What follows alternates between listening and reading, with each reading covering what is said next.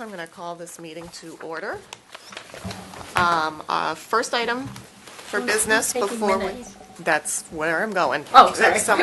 Would someone please volunteer to take the minutes? JP will not be here this evening, so we can't rely on his clerk. I call Mo Gus when I take him. I'm not doing it because I'm not in my right mind, so I'm having enough time just hanging on for dear life here. I'll do it. Will you, Pete? Yep. Thank you. I'm not good at that either. I just had No, somebody else to do I it. don't. Do we have something to write on though, or I guess you have to write on the back of this. But It's too bad we couldn't We record have it. paper. yeah, I need more. You want some paper? Yes, please. Can you record those things or not? I'm sorry, what? Thanks. Could you record the minutes, like with a recorder or, Well, they're recorded with the video. yeah, I so. know when Mallory wasn't here, or she would She get a did it video of over the... TV, but someone still gotta, But someone still has to Yeah, actually take the take notes, minutes, yeah. yeah. So the first item on the agenda is to approve the minutes from February 18th. Has everyone had a chance to review those? I think we already reviewed them. Does anyone have any questions or comments? Would anyone like to make a motion? I'll make a motion to approve the minutes of February 18th. All right, is there a second? Second, All right, all those in favor? Aye. Any opposed? The minutes from February 18th have been approved. And we need to accept for review the minutes of March 3rd. I'll make a motion that we accept the minutes of March 3rd for review. All right, is there a second? And I'll second it. All those in favor? Aye. All right, so moved. And included with your packet tonight, there is a resume. But unfortunately, I placed 4 phone calls and an email, and I did not hear back at all. So if, it's the only person who applied aside from the person that has been hired. So unfortunately, I did not speak with her, did not hear back from her. So if for whatever reason the current position doesn't, or current person doesn't work out, we can try contacting her again. So if she's watching, please send me an email, wbcom@gmail.com. I'm sorry we didn't have a chance to connect, but, you know, after a week, I had to move on. Who did we, So I had placed the posting, I put the posting on Facebook, okay. and a young woman, or, you know, she's probably the same age I am, I don't know. She sent me her resume, and I found out after reviewing her resume and asking for an interview, after interviewing her over the computer, that we actually work in the same building, in the same office. And she had just recently been hired as a file clerk. So I wanted to make sure everyone was aware of that there was no intentional Yeah. backroom deals. I didn't even know her last name at the time. Yeah, So it turns out we work together. I work there part-time. She works there part-time. We haven't had any interaction in the office aside from, hey, how you doing? But once I found out it was her, I got references from the other people and found out she's terrific, even though I had already offered her the position.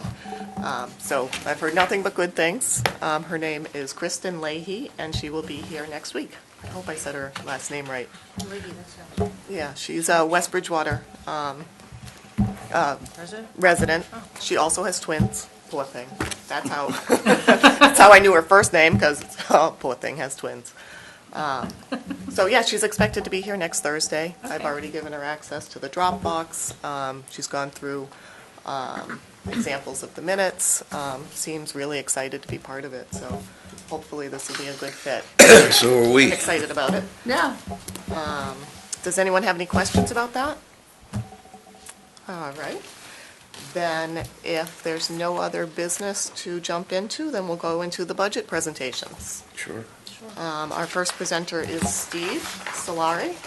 Hello, how are you? How are you tonight, everyone? Good, how are you? Long time no see. No kidding. Today was the Capital Budget Committee Yeah. meeting, and Steve was at the Capital Budget Committee. Yeah, you didn't know who I was when I said hi. Yes, I did. You did? Okay. I did. Yes, I did. He asked me later. No, I'm just No, I'm not around town very No, much, so that's I okay. completely forgive you. that's okay. It's very. I tell you, for being a building inspector, it's very hard because people always say hi to me, hi Steve all the time when I see them out, and Yeah. dealing with permits, I have to say, hey, how are you? Because Yeah, right, you know, Yeah. more- I everyone. know the majority of everybody, but different builders, I'm not, even when, especially when I'm out to eat in another town and someone says hi, and it's like, hi, how are you? It's like seeing your teacher at a school if you don't know their name anymore. Yeah, no kidding. So the first budget we have is 1940, that's the town hall Okay, budget. town hall. And I saw today where you keep the paper supplies. It's the first time Yes, I've never been me down and that. Karen, who's my administrator, we're in charge of purchasing all the paper for the Remember for the that town last hall. year. We keep it in there, that's one of the reasons why we have to get the storage closet a little better, because Everyone's in there. it's, Yeah. everything's on the ground, and it's easier, it's up a little higher, so. I like Karen's, her name, it says Oh, yeah. Builderette. Builderette, yeah. That's yeah. cool. Karen's fantastic, she's fantastic, so, and she helps me out on all the budgets, so. All right, I'll get right into it. There's not a lot of changes. I'll start at the top. We've kept the heating the same, because of the way, of course, the big heating season hasn't come in yet, so we haven't spent that much for heating yet. Right, this budget's through December 17th, Right, or spent through December 17th. right. Electricity at this moment, we're gonna keep the same, until we figure out, I think they're gonna wait for past this next year to determine with the solar how it ends up being. So, for right now, I'm keeping the same, 13,000. I'm sorry, wasn't that a big question last year? It was, Right and here, it got same taken care of. thing. They ended up moving credits around and moving, so there is, more monies being, credited throughout, so. Oh, so it's shared among It's different shared among, budgets so, in their yeah, departments. yeah. Okay. Property maintenance is staying the same.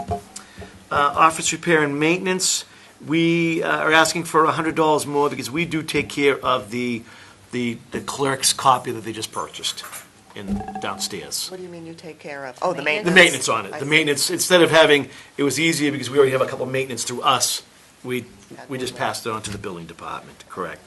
Boiler maintenance, we've left the same. A lot of these maintenance repairs we don't do until the next couple months from now, so that's why you'll see this, we haven't spent it, because a lot of the maintenance gets done pre-June is when we do a lot of the maintenance, when the end of the year. Kind of use whatever money's left. Exactly. I did rise the municipal building repairs because as years go on, I look at what I spend and how I go over every year, and I don't ask usually for the whole thing, I guess for a piece of it, because just, we have coverage for the items that, if need be, that need for the repairs. And that's the basic repairs throughout the building, because it's a very old building.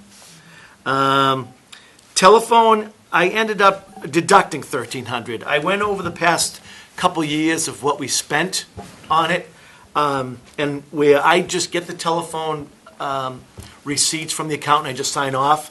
I looked at what has been spent in the past few years and took it on, and then I could deduct on it because we haven't spent up to the amount that was there. So that's pretty much for that one. Office supplies, like I said, is keeping the same. We haven't bought the big paper. The big paper buy is usually in the April, May. That's when we start buying a lot of the paper to cover for the year. Is there a time of year where it's cheaper? No, we get the same rate. It's I only ask because at the capital budget committee meeting today, someone said something about purchasing in December, the rates were a little more favorable. I think that when on the purchasing that's when they look into the contract as far as. Okay, but something. No. like As far as not how, apply. when the year goes, we have to base it on what we buy through the year. Oh, okay. And we buy everything through WB Mason at this moment. Custodial supplies we're going to keep the same. We didn't seem to have a problem this year. Elevator maintenance, that did go up a little bit. For its typical contract, every year is a little bit more money for the elevator maintenance. Sprinkler maintenance, we don't do until, this year we're doing it, and we're not doing it until probably, like I said, not for another couple months. So that we can get I usually get a paperwork so that we give to the fire department. So my town hall budget is ending up at 51,206, and last year was 56,202. So there's a little bit of a savings this year on I'm town sorry, hall. am I looking Mine at the says right? 55. Oh, I'm sorry. 706. Okay. Yeah, I got the wrong number written down. I apologize. Yep. Oh, okay. 55,706. Okay. I'm looking at the wrong budget. I'm lifting up. So 55,706 compared to 56,202. Now, I did want to ask a quick question. Sure. During the presentations Yep. today, there were a lot of talk of improvements and renovations to different areas of the town hall. Correct. Do you think that would reduce the building, municipal building repairs at all? Most of the municipal building repairs are light fixtures. These are, as everyone, these are ballast lights, and they're constantly going. And we do try to save money. If we have one that goes, I'll try to wait till another one goes, because Oh, okay. they charge $75 automatic to come out. So instead of every time one goes, unless it's over someone's desk, or it's if I have a hallway one that goes out, I'll wait for another one to go out so we can save a little money. It's that. It's basic repairs on locks. It is repairs to certain electrical items. This year we had to change out. We had to add some locks to a room downstairs where all the equipment is for the same equipment that's downstairs. Some So the ceiling. It's improvements all. are It's going basically all the minor The basic- repairs that Okay. bathroom, toilets getting plugged up. Your house repairs. Okay. Of course, like when we put the new boiler in, like 2 years ago, that did help, because we did have a boiler man come here a couple times to do a couple repairs. It does help when things do, but most of the items that I am looking for capital budget is basically just to improve the, I would say, better working conditions and better filing and storing conditions. Okay. And for future, when we get more future involved with more computerized and more online for our department to work, the building department at least. But the repairs are pretty much your standard repairs throughout. It's, Steve, this is broken. Steve, the air conditioning needs to be looked at. Steve. Do you cringe when you hear your name? Yeah, yeah. Why is my room so hot? Why is my room so cold? That is where usually that money is for pretty typical as a household would have. Okay. But on a building this old, it's a little bit more than. But it's a loved building. Yes, no. It's the town's done a very good job of fixing it and not making it overwhelming for the taxpayers. Doing it in increments that is workable with the town. Yeah, I was So, impressed about the discussion of the commitment to this building. We've Very nice. we've held off on certain items for certain items, and there are a couple wish items that will probably eventually go in future capital. But I think with the school and needing a new roof and certain departments, it was easy to. I'm not even worried about those. It's not the right year, right, So. yeah. Is the elevator, is there a maintenance contract on that? We have a contract through an elevator company. They come out, and you would ask me the name of the company too. Oh, it No, is. I'm actually I think not. it's Otis. Otis is the company, I think, yeah. And what happens is, the way it works is, they come out quarterly to do service. And then we have a big elevator inspection that happens once a year, where we meet the elevator company here at 7 o'clock. Fire department opens the box for us. We have an alarm company come here at the same time, and we do the full test, because every year we get a certificate from Massachusetts for the elevator. The problem this year was Massachusetts is so behind. I get a lot of complaints saying, the elevator's tag is, even now, because the way they do it's old, but we've been waiting for the certificates, and the state's given us permission to go over, because it's their fault, not our fault. So, actual expenses in 15 were 4,500, right? And you're requesting... Wasn't that when there was a big repair because of the handicapped, We had a, let me just get right back to the the automatic elevator door? maintenance. Yeah, Yeah, I was wondering if that's why... what had happened that year was, we had a mistake. We had called the elevator company came out without letting us know. And they came out, and we couldn't get an alarm guy here fast enough, so they ended up tripping the alarm in the top, which usually we had our alarm company do, and they just put it back. Well, they tripped it to the point we had to replace it. So then they came back and charged us for another inspection. So I had an argument with the elevator company saying that, I'm on the email. What happened was they had the wrong email address.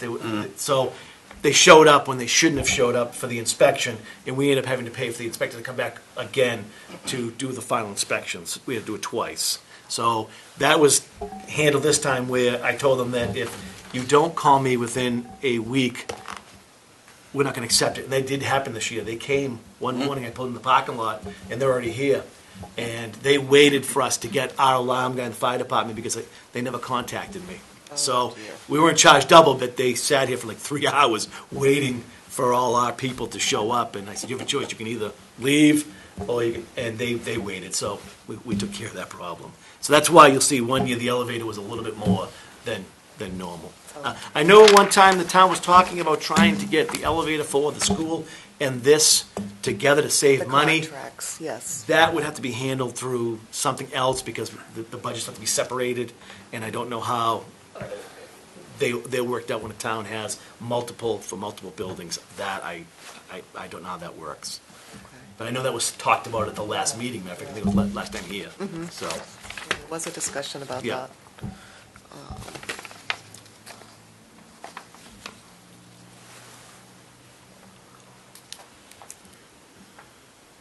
I don't understand why it would be impossible. Oh, no, I don't know, it's just, I don't know how, you've just got to know how Someone to, has yeah. to do Somebody it, has to yeah. do Right. All right, does anyone have any other questions on this budget? All right, then we're going to move on to the budget 2410, the building inspector. 2410, building inspector. I'm asking, this is a contract, GFME. I start another 3 years from this point on. So I put in a 2.5% raise for myself, not knowing what the selectmen are going to do. So that number's in there until they tell me. My clerical salary has gone, that's contractual, union. And basically, everything else, if you look down the line, is staying the same. We were able to keep pretty much everything in line with each other as far as, even though we've been very busy, for some reason, everything's worked out pretty well this year with materials and, because we do have, when we get to the electrical and plumbing, they also have line items for basically, where is it, supplies. So if we have an issue that we need more, it goes back, so there is some money that we can use if we come up short for supplies for the building department, so. Does anyone have any questions on this budget? All right, then let's move on to 2420, gas and plumbing. And it looks like the only change is appointed official. Yep, basically, the plumbing and the wire inspector are the same budget, we keep them the same. I'm asking for a 2% increase, and the reason for that is what we pay our electrical and plumbing inspector in comparison to all other part-time inspectors, we're very low as far as what we pay. So I try to increase their salary, again, at a slow pace, so there's not really a big effect. And they've been very pleased. I mean, I've never had any, with the two inspectors I have right now, Dave and John, I've had no pushback on it. They've been very pleased with the town on how it works. So, because matter of fact, our electrical inspector who works here is also the electrical inspector in East Bridgewater, and there's a very big pay difference, and he's never said a word. What's so. the current rate and what will the new rate be? The current rate for the appointed official is, he makes right now $11,576. Oh, no, is that annual or is it hourly? That's annually. So that's like a stipend, they get They that? get a monthly payment. Okay, the so way that's the just electrical broken down by plumbing work month? is, they get one check a month, and they also get a stipend of $125 a month. So they're based on a monthly pay scale. And then we have an assistant electrical inspector and plumbing inspector who fills in for the electrical inspector when they're on vacation or if it's an emergency. And we pay them a lump sum yearly of $400. So it's like, Regardless of how regardless, many it's times. $400. Most people that are trying to eventually become a full-time electrical inspector or trying to get into becoming an electrical plumbing inspector, this is this starting step. They get listed as an assistant in the town, not gigantic pay. And there are other towns around that pay more, but this, we've had no problems either. This gets them to the door if they eventually want to become the next electrical inspector or plumbing inspector. So How much do they get? we give them a lump sum payment yearly of $400. $400 a year. Ooh. Yeah. But it's not, they don't do, the filling is if they go on vacation, the electrical inspector works 2 times a week on the average. So it's, they're working 5, 6, 7 days a week, not full-time, part-time filling in. So it's not a So job in that. yeah. total for the year, they might only work. Right, 4 right. And times. again, Okay. and I'll admit it, it's low, but again, I've always told my electrical and plumbing inspectors if they have an issue, to put a spreadsheet together of all the surrounding towns that are this size, so that it can be brought in front of the selectmen, and they haven't yet, so. Must not be that big of an issue. Yeah, then. exactly, because if you wanted to, you would put it It's in together, their so. hand. So workload, Steve, doesn't necessarily drive what we pay them? You No, have a because- slow week, a busy week. Right, because the way that, and both inspectors work differently, like John Cruz, the plumbing and gas, he inspects all week, because it's easy for him, because he lives in town. So it's very easy for him to do all week, where Dave, I think, lives in East Bridgewater, and he basically carries what the old inspector did, which was, he does all his inspections on Tuesdays and Thursdays. And then if there's an emergency, he will, and that's another, just not to jump back to the electrical inspector, we do have a line item for the electrical inspector about intimate calls, because we do have a couple companies, at least one company that once a year has a major shutdown for change out, which the electrical inspector has to go there sometimes late at night, early in the morning, so the electric company will turn the power back on. So it's a 4-hour minimum that is paid, and that's the line item that you see there for $200 for intimate calls. That is what it's for. It's for an emergency shutdown. We used to try to work it a different way, and the accountant says it would be easier to have a line item for that, so that if it doesn't get used, it just goes back to the town. If it does get used, we have it to cover it. How come the travel and phone is so spot on? It's almost like automatic. Travel and phone stipend? Yeah. Because it's $125 a month. Oh. It's a Oh, standard it's a thing, stipend, yeah. okay. The stipend is really, Man, you're really nailing your mileage. the phone It's only 1,500 again. Yeah, so it's basically just because they use their own vehicle and they use their own phone, and we don't do mileage. So, and these stipends were put in place long before I was inspector. It's just carried through the same amount. I'm sure someday it might change, but for right now, it has worked. And again, we've had no pushback on it. So the fees, the permits, what you charge for the permits and Yep. stuff, does that offset this or just goes into the general? It goes into, everything goes into the The general general fund. fund. All permits and fees go straight into the general fund, yeah. It's not a revolving, like some towns will have, for instance, Easton has a policy where the electrical inspector and plumbing, the electrical inspector I know does what they call a 60-40. When a permit comes in, 60% of that permit gets paid to the electrical inspector, and 40% goes to the town.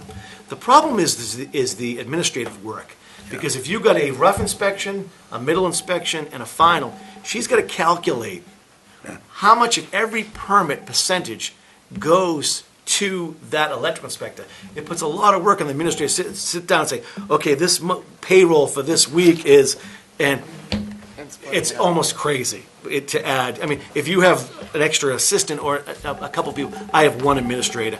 There's no way we could ever do that type of effect. And in all honesty, I think the town loses out, because some of these electrical inspectors can make great money, and plumbing inspectors, because any time an electrical inspector or a plumbing inspector fails and they go back out for another inspection, More they money get in the same their thing, pocket. 60-40. And sometimes that Kind of becomes an issue. motivation to Yeah, fail, yeah, that that can becomes, be an issue. so we try not to, again, I like to run the building department with, try to have everything pretty much on board straight, and, and in all these items I've talked over Dave with, in the past time with him, so it keeps everything on level, so there's no questions really. We pretty much say, this is it, what you got is what you got, so.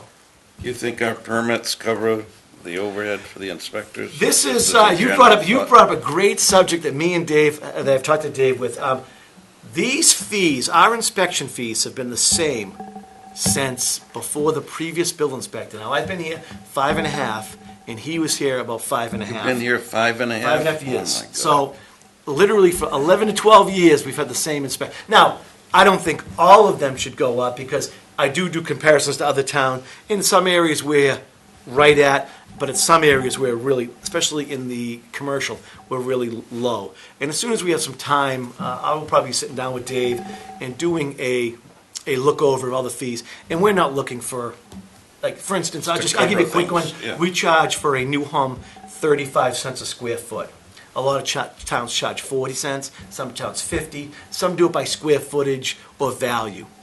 And I mean, again, you're talking on an average house permit, maybe a couple hundred. But if you've got 10, 15 permits a year, and same with commercial, it starts to cover because Yeah. as a building department, we like to cover, but if you've got a low year of permits, I can't cover. That's right, You know, yeah. and my question has always been, certain towns would say, oh, well, the building department's supposed to cover their department, and I'll say, gee, has the fire, police, school ever covered their department? Yeah. So, I mean, because we give a service as everybody else gives a service, so, you know. How many permits do we issue in a given year? Do you know? Oh, I know last year we were up into the high 200s to low 300s. But Between all the wiring and the plumbing and the. no, that was just building. Building? But we have a lot of small permits, because you have the solar permits, you have the pool permits, the shed permits, house, commercial fit outs, tenant fit outs. So it could be any sign permits, tent permits. So, it could be pretty much all over the board. And when we do our report, you'll see we have them pretty much listed out by where where the permits came from. But- All right, does anyone have any more questions on the gas and plumbing? No? Now, we kind of talked about the 2450, the Yeah, electrical. because they're the same. Right, right. We have a flat budget, they're the same Yeah. budget, we keep them the same. I'm very sorry, I jumped over the other, I apologize. No, that's okay, I just want to make sure we get to everybody's questions. Does anyone have any questions on the electrical inspector? All right, does anyone have any more questions for Steve? No? All right, we only went over by a couple of minutes, so I'm working Very on good. it. Thank you Very very much. Thank you very much. Thank you for You coming have a good tonight. night, thank you. You too. Bye-bye. Mr. Sorrow, it is your turn. How you doing? I'm good, how about you? Good, thanks. This is Ed Sorrow. He's the network administrator, and you're not teaching anymore, are you? I know. That's 10 years ago. Really? Yeah. That many years? Yeah. 40 Mr. Sorrow was the 45 popular years. teacher in high school. Oh, okay. One of the popular teachers. Go to high Mrs. school? Yeah, born and raised. Yeah, well, yeah, I'm a real townie. Oh, yeah. Yeah, oh yeah, real But you townie. can't even show them. No, we were both here. So we are looking at 1550. That is the data processing budget.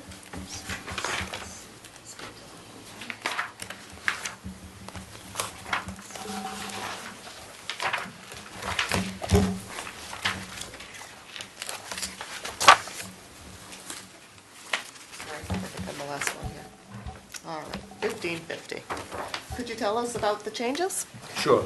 Data processing coordinator, I put in for 3% on that, which I do every year, and see where it falls on that one. Office equipment and maintenance and the GIS engineering Is update. that first line, is that for you, or is that someone else? Yes, that's me. Oh, okay. Yeah, that's me. Those two I kept exactly the same, as 1,000 each. Data processing services, that's gone up a little bit.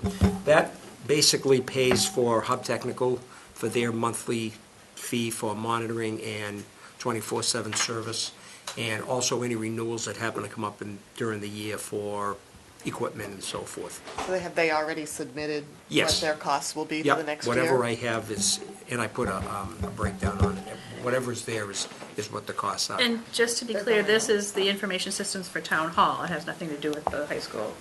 This portion of it is for the town hall. Okay, just yes. wanted to be sure. There are three lines that we share with the school department and with the water department. So this is the town hall's portion of that. Well, exactly, it's town hall and public safety. Yes, town hall, Town hall, public 80. safety, right, correct. So the portions that you share with the other two, the school and what was the other one? Water department, Are those on this budget? no, Goes on their budget? it goes on their budgets. So why did they go up so much, the data processing services? Hub hadn't taken an increase in their services for 2 years. So this year, they obviously went up. Hub is the company that Yes, provides Hub the Technical services? Plus, we've got the new school, so there's a lot more over there than there typically is. They basically they're monitoring 24/7, and basically, I can call them just about any time after hours or whatever. If we have a failure or anything like that, they're on it. They're right in Easton, so, Is this a change in services or an no, increase? it's just in- an increase in. You've already gone through 17,300, and it's only half a year gone. It's looking at the spent through December It's not through 17th. December. Well, the only one thing that I'll let you know is Ed has a strange budget. It's not Ed's fault, because you'll see the next couple lines are all negatives.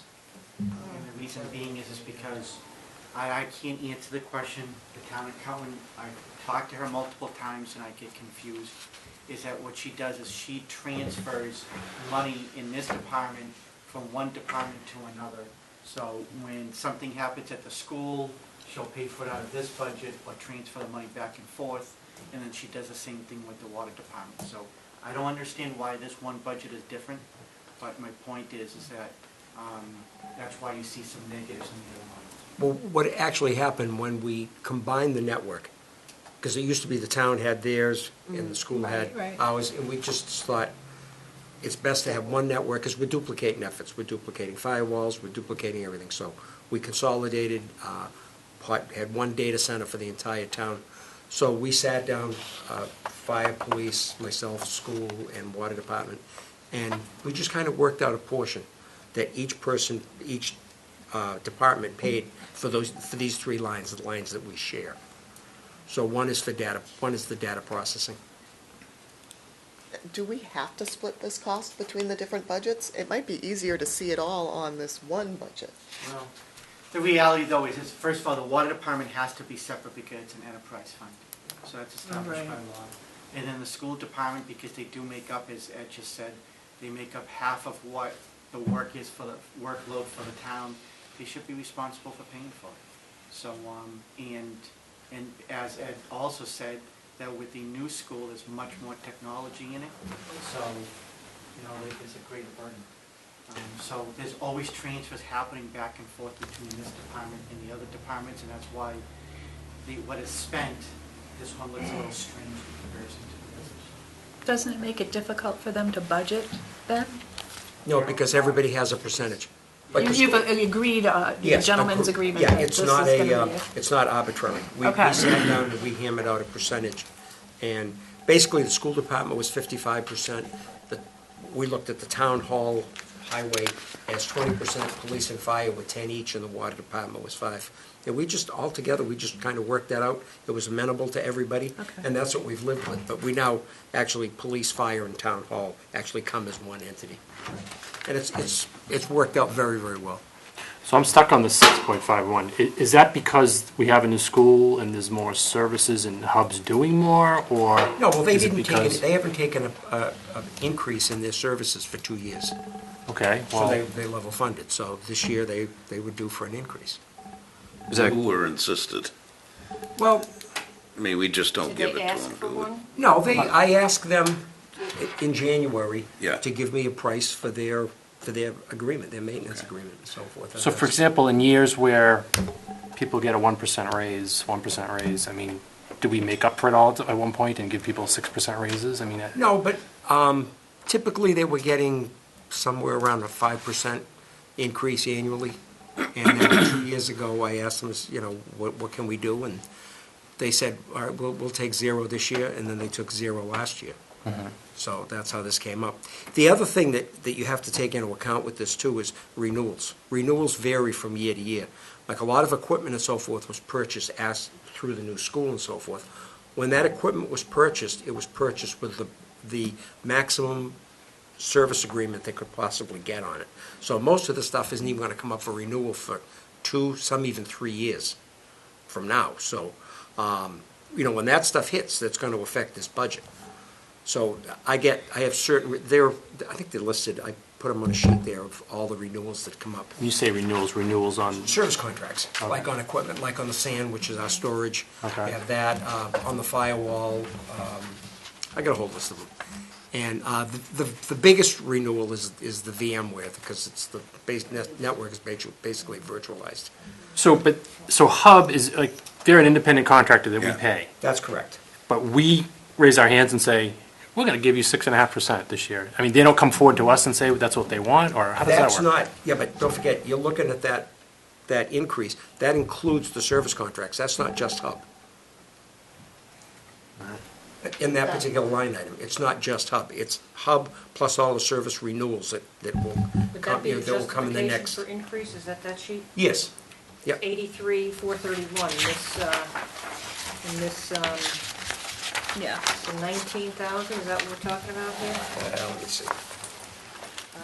Or justification for, I'm consultants? sorry, it's, yeah, Hub it's the annual, 33. a renewal on sand, renewal on Barracuda. These are all the renewals that I can expect in the next, fiscal cycle. Okay, so you're budgeting for these renewals? Oh, absolutely. Okay, all right, well, that makes, Oh, okay. let's And make it the more okay. sense. question is, what I didn't see Yeah, that, so I yeah. didn't know. I'm sorry, I thought you guys all saw this stuff. What percentage is this, Ed? This 372 represents what percentage of the 83? It only represents 40%. 40%. 40%. And the So school, that's the schools is 55 and schools. 5 for the water. Going back to the Hub consultants, you said for 2 years they didn't receive an increase. They didn't, Was that they didn't request one, or we wouldn't pay one? they didn't request one. What would is there any negotiation here? Can you go back and try to negotiate? Is it, I don't even know if it's an option, is more my question. They're gonna say that, we level funded for 2 years. I mean, KVS gives us an increase every single year. We pay it, nobody questions it, and they handle all our accounting stuff. Doesn't this meet the threshold that has to be bid out? They are on the state bid list. Oh, okay. Everything, all the. Oh, so it's under the state contract? Yeah, it's all Okay. state contract. In general, Steve, this is getting off just a little bit. I see service contracts everywhere for different things. And Yep. do we get our money's worth? It's like buying insurance. You might, and you might not. I We mean, had- just your experience, do you think? We we're- do. Yeah. Yeah, we do. To get peace of mind. It is, it's peace of mind. If a switch or something goes down, and, we need service you can't wait 2 or 3 days for, to figure out what you're gonna do. You Not gotta when there's do it. public safety involved. Exactly, yeah. we have to stay up and Schools. running, so. Sorry, Peter. It was the wires. There's actually an allocation in here for the 5309, 5326, and 5327, those 3 line items showing the allocation between the school getting 55%, Correct. public safety getting 40%, water department getting 5%. Yep. That's it. Oh, yeah, I so- see it, okay. yeah. I think that's didn't what go was that missing far. That's how I broke in our it down. conversation. Just so everybody knows. Oh, yeah. That's helpful, thank you.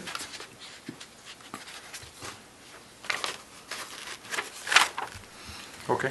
So it's all pretty much the price of doing business. It is, it is. And the thing of it is, you can't afford not to Right, have no. yourself protected. No. We had it was a Sunday, the network went down because of a switch at Howard School. I mean, they were out here, they were working on it, both here and in the office to get us back up and running, because Sure. public safety is, Sure. is critical. Line 5326, it says Comcast next to the little more than 10% increase. Is that just Okay, expense straight from Comcast? That is not Comcast now, we're using Windstream. Oh, okay, so it should say. When I prepared last year's budget, we were still in the fact-finding stages. I remember you guys were talking about that it was obviously going to be a huge increase over what Comcast was. We're still trying to seek our levels. I think I might have under-budgeted a little bit this year. Oh, okay. I mean, we're still paying Comcast for the water department because that's how we communicate. The Yeah, 'cause VPN they're line. VPN. Yeah, the VPN goes over there, so we're still paying that. The Windstream, we didn't know exactly what we were going to get for E-rate, so I think I pretty much got it straight now. It's just, at the beginning, we got a bill for like 2 months, and then trying to get it adjusted. And it's like any other bill, you call Comcast, my renewal's up for a year. Okay, I can charge you $150, and you get the bill, it's $165 because tax and this fee and that fee and all. Well, it's the same thing with Windstream. We've been extremely happy with Windstream. I don't think they've gone down. I get an email when they go down. I think I saw it once, and it was just a blip on the radar. So, good speed with the entire school department. Every kid has a device, not counting phones, and the teachers have devices, all the public buildings and everything else. We haven't even had not even a slowdown in Yeah, I know internet everyone at the traffic. capital budget committee meeting today was talking about how fast the internet is Oh, and yeah. how prompt, just how terrific it's been with Windstream. And the way it's So, set up, that's we great. could actually increase from a half a gig to a gig without, Really? for just, Okay. it's a monthly needed. fee, that's what it is. But the we've been service, yeah. extremely happy with their service. Great. Does anyone have other questions on this budget? Network equipment, again, is one of those lines that we share, across the town. And I kept that the same. Supplies I kept the same, and computer equipment kept the same. All We right. haven't had any breaches, security breaches or anything? I know. We did have one case of ransomware. Just one, and we caught it real early. What's ransomware? Ransomware is when they get into your computer and they basically lock up your files and then they And they- charge you you a have to- fee. Oh, to get back in. Oh, yeah, to get your And people files. pay it. It's like they kidnap your data. They kidnap you, yeah. Oh, my goodness. So it was on a local workstation. We managed to get it quick and just wipe the computer clean and restore the data from backup. So we're keeping our fingers crossed, and Hub is watching for that stuff too. Okay, does anyone have other questions on this budget? All right, I know on the agenda we have, and I have a transfer request Yeah. for, I think you mentioned the switch going down. It looks like that's Yes. what this invoice is for. Yep. It's for $13,035.08. Unanticipated. Yeah, it looks like it was an unforeseen, unexpected, extraordinary item, and this is a transfer out of our FinCom reserve, which we have the, is it 68,000 put aside? Why does it 67,000 say put bill aside. to West Bridgewater Public Schools? It just depends on who they send the bill to. I mean, they could send the bill to the town too. So It's where is switched this between- actually going? The Where's- switch is in Howard School. If you understand the layout of the network, the data center is at the high school. The high school feeds Spring Street and it feeds McDonald School. Then it comes to Howard. At Howard is a hub. From there, it goes to here, public safety, public library, COA. That switch just died. It just couldn't handle the amount of traffic going through, so we had to replace it. And Jerry, just to answer your question, you'll see a lot of our technology bills are going to be billed through the school system, because the school system has what they call E-rate, which is that we get a discount, while the vendors are so required by law to provide a discount for education. So in order for us to maximize savings, we group a lot under schools. So just out of curiosity, to go a step further, will this be assigned, will this expense be assigned to a budget or no? It's gonna go right back into my budget. So shouldn't this be shared out among all the budgets that it impacts? I mean, it was for the town hall, for the schools, for the fire, shouldn't it go? So the reality is this, is that between Christmas and New Year's, the service started to go down. So there's two issues. One is that you lose internet and you lose access to your network. When you lose access to your Right. network, you can't get your documents and that Right. type of stuff.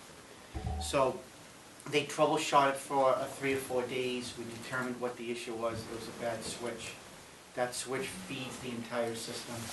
And so Ed said, what do you want me to do? It's $13,000. Well, we can't wait. I mean, every day that we waited, we had no service. Yeah, right. So I said to him, just get it done, take it out of your budget, and we'll replenish your budget, because we have to do what we have to do. We went down for a full day. It was on a Friday. They came in, they replaced the switch. Took them actually 2 days, but didn't impact us too much on a Saturday. And now we're replenishing the budget. Technically, could I have said, take 40% from this budget, and 55% from the school, and 5% from the water, and then when we do the reserve, we'll do 5% to water, and it doesn't make, It's all going the back same into the money. same line that it came out Exactly. of. So Yeah. from this point, it was just a matter of being efficient and getting it done. Do we replenish the FinCom Yeah. Every year. Nobody every cares. year, For so July it's 1st. available? Yeah. Nobody cares about us. So And do we need we to have- budget Free for, cash. I mean, I know it's unforeseen, but do You you need just hit the to nail right on the head. put It's stuff, unforeseen. something in for The- unforeseen? Well, The finance Yeah, committee that's has what a we have. reserve fund for And they these. Network just use equipment, that. network equipment is there. This just happened to be a huge switch. Yeah, Because okay. it's handling all the traffic going from the high school out to all this area. But the income reserve is used for that, Right. for The current unforeseen. fiscal year, we budgeted 67,000, and this is our first request, isn't it? Correct. Our first request for this budget year for a transfer out of our FinCom reserve. So all the funds are still there I until we panicked sign when I this. thought I was going to over budget. I said, I've never over budgeted. I mean, I under budgeted when this came along. And they said, no, Things come up. this is how we do this. Yeah, a bake sale. So we need to take a vote on whether or not to transfer these funds. Would anyone like to make a motion? Okay, so I'll make a motion that we approve the request to transfer the funds to the processing. All right, is there a second? I second it. All those in favor? Aye. Any opposed? All right, that passes. There's 1, 2, 3, 4, 5, 6, 7 people voting. And it has been approved for $13,035.08.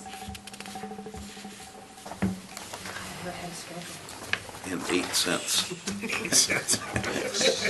Still spend that all at once. But Stand outside you used to Market buy your Basket with bubble a gum, can. not anymore. Yeah, well, Pennies for the home. I don't think any of you, For the network. none of you remember, but I do, when I'm looking at this technology, and I can still remember inkwells.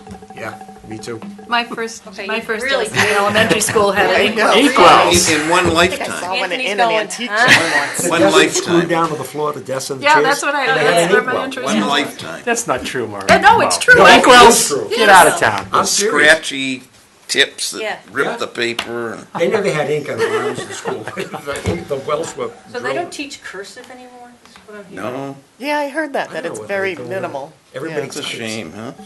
No one can write a letter then. Who's gonna sign their name? How do they sign? Yeah, how do they sign their name? Yeah. Print. X. X. More like this. They're all gonna be doctors and just go like this. Yeah. That's what I do. Okay. Does All anyone have right. any other questions before we release Ed from the hot seat? Keep them running. All right, thank you very much for Thank coming you very in much, today. Ed. Take care. Have a good You too. evening. Thanks. So we're gonna be moving on to the education budget, and we are right on schedule. Wonderful. So let's see, right? So what are these, new budgets? I'm gonna have this.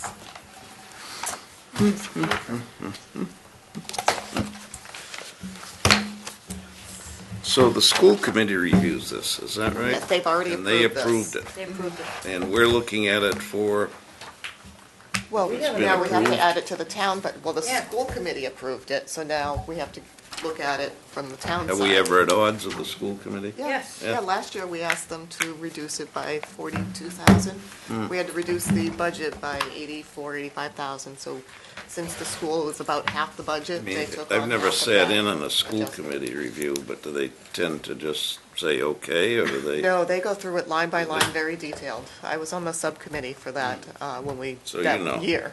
So they went through, I spent hours and hours with them, and it was extremely detailed, and they knew what every item was. It was, I mean, that's Sarah's job. I mean, it's not the only thing she does, but I she know. knows it inside and out. Yeah, yeah. And they've always been very helpful in trying to understand it and to get a better grasp on what's going on. 500,000, that's a lot of money. And it was that much last year. It was 525, wasn't it? Or It about was, that? I mean, remember last year's it's budget been with me. 'cause several years where it's gone up. And this is where this I'm feels a concerned. little like, Like, oh my God, yeah, how are we gonna how are we gonna afford grasp this? this in a half an hour? Yeah, we're not. You know, We're not. What? Well, these the budgets, the this school budget. budget's gone up Humorous. half Yeah, a it's- million.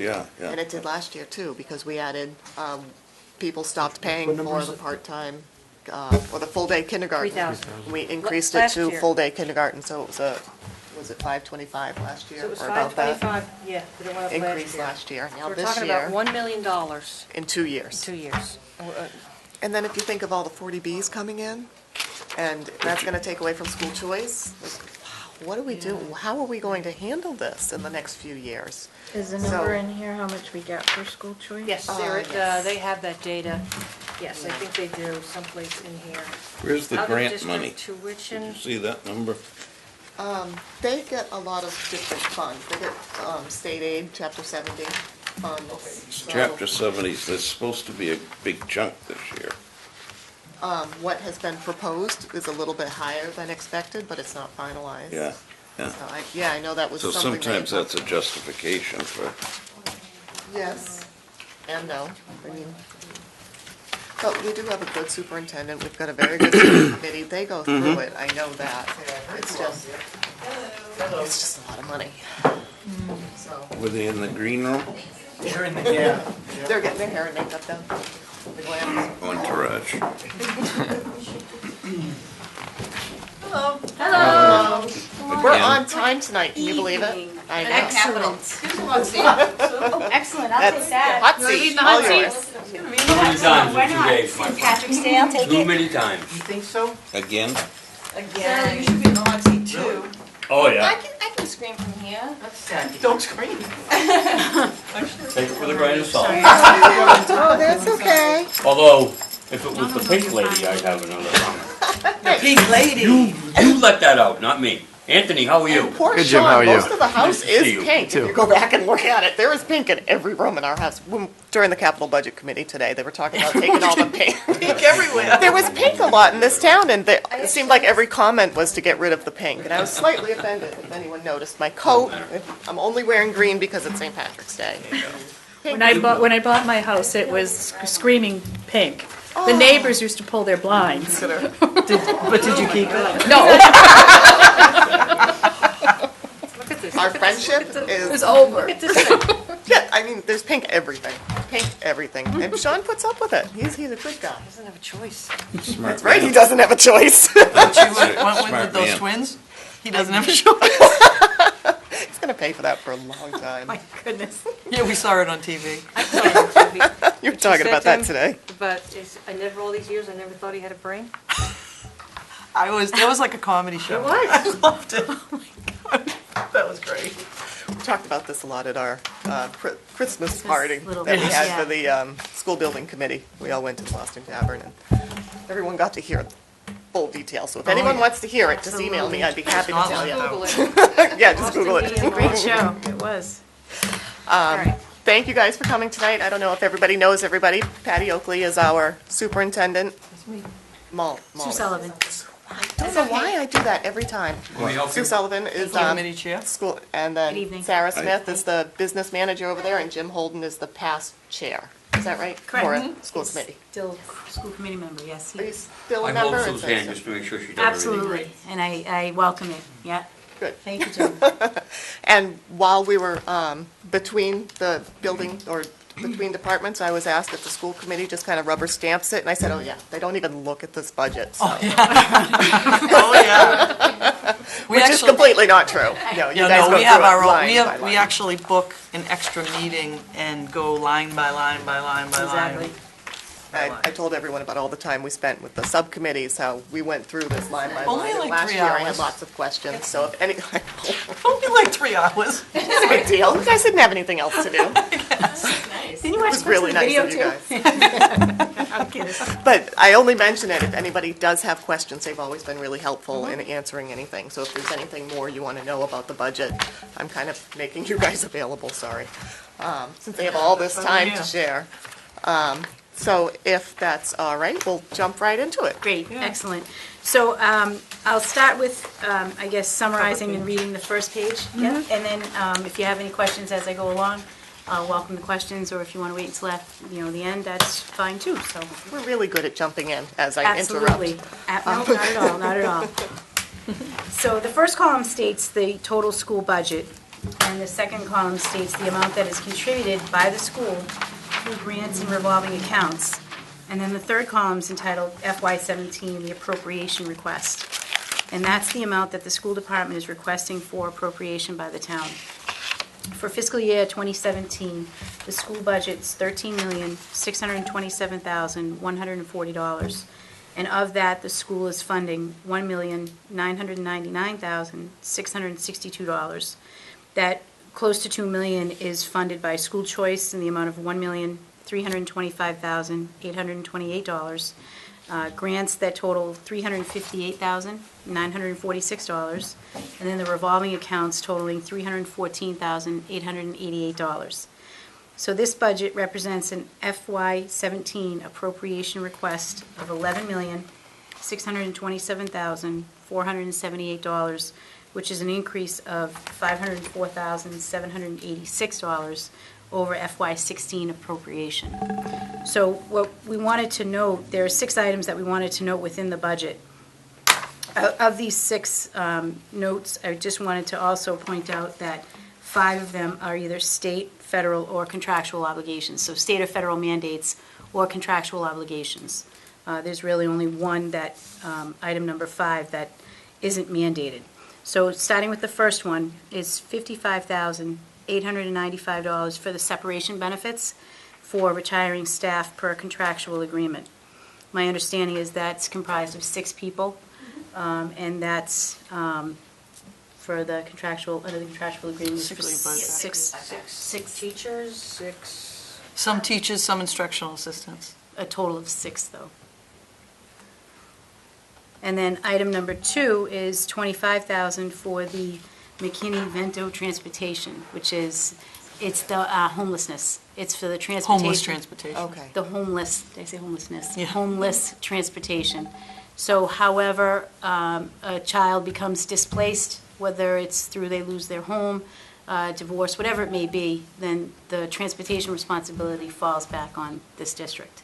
They have, in other words, if someone gets displaced from West Bridgewater and they were attending the West Bridgewater Public Schools, and they go and they get an apartment in Brockton or live with a relative in Hingham or whatever, the law states that they can either go to the school where they are now living, or they have the right to stay in the school that they were in originally. If they do want to come back to West Bridgewater, we need to pay for the transportation. That's the McKinney-Vento law. Is there any limitation when we're going to pick them up in, Mount Washington? No, and it's expensive. It is, it's a You go all the way federal. down the Cape, all the way to Provincetown. So You but wonder have how to this stay in the stuff state, gets right? through. Pardon me? They have to stay in the Makes no state. sense. I think we're at, I don't don't know know. if they have to stay in the I don't know. Yeah, I've never been you know, I've never transported we've out never of had the to state. We've be never out of had it out state. of state. I think the furthest that we've had to transport was Marshfield. Yeah. There was a family, and they went to Marshfield. There were 3 of them. Unfortunately, one of the problems was they were at all different All different schools schedules. and all Right. different schedules, Right, so we couldn't bring them all at the same time. And it's hard to get transportation. A lot of times it's a taxi that we have to do. It's not cheap. Now, there's oftentimes, almost every year, legislation that comes up that, we want to reimburse towns for the McKinney-Vento for the homeless. It doesn't necessarily always go through. So it was supposed to be 100% reimbursed, it I isn't. get both sides of the coin. The flip side of the coin is this is such a burden on the taxpayer. It really is. It's just, it benefits one, and it's a tremendous burden on the taxpayer. It is, we've already, up to this year, we, $17,516. close to 18,000. this year in homeless, and that's why we're budgeting 25 this year. 25, because, we have to finish this year. And we're kind of going by past to see who we have. We already know we have a number of them in the pipeline, and they'll probably continue into next year. The other thing is, it can happen mid-year. Right. They can continue beyond the year, it's not just to finish the year they're in. They No, we have continue for we have a however- homeless liaison in our district that works with the sending districts and gets transportation, works with the parents and stuff. And, we've had some that would be like, okay, it's been a year now, and they're now in this other place and living with a family member or a sister or a grandparent, something. Like, how long does this go on for? But honestly, we've called the state, we've dealt with them, they're like, no, until they have their own place, until they decide.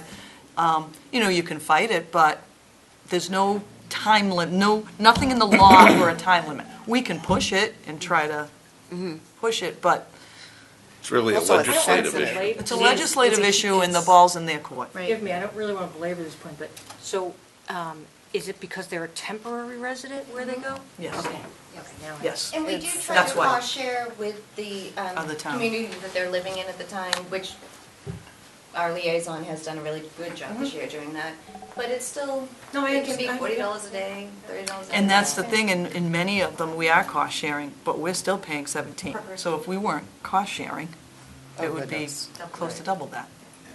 So, Wow. Okay. What so- line would this be reflected in, by the way? 3330, is Yeah, it going to that's that one? transportation. Yeah. transportation. That was You know, one of and the- and the reason that we pulled it out for you to see too is, we used to just put it in our out-of-district transportation line, but where it was going up and for auditing purposes and stuff, we pulled it out for its own line, because I think it's better for you to see it as its own line, instead of putting it in with the special education out-of-district transportation. Started out very small, and now it's gotten Definitely bigger, climbed that's over why. So of that 25.7, what's the increase? The 17? increase is 74,000, and this is 25,000. Okay. Yep, What and you're the next saying? line actually shows you the in-district transportation increase. Well, line 3330 isn't just for this Right. line, No, it's for no, all That's transportation. for buses. and- Yeah. That's in-district transportation, Norfolk Aggie, and Right. some other stuff. Okay. Yeah, we just took the McKinney-Vento out because it's such a specialized Yes. transportation. So, Okay, item number 3 is for, let's see, $49,796. Now, that's for our in-district transportation increase. And just to note that this is the final year of our contract, so we're going to go back to negotiations in 2017, and that's with Lucini Bus. So that, it's again, for regular school buses. Is that on line 3330? Yes, that also includes, which I didn't mark here, which I should have, I'm sorry. That also includes the Norfolk Aggie transportation and the independence. So that's why there's a 25% increase in that line item? Yes. 'Cause- We also have more people going to the Norfolk Aggie next year, well, that have applied. Oh, okay, because I just got that same letter that said there were a few more applications. Yep, Okay. you'll see that down here, just.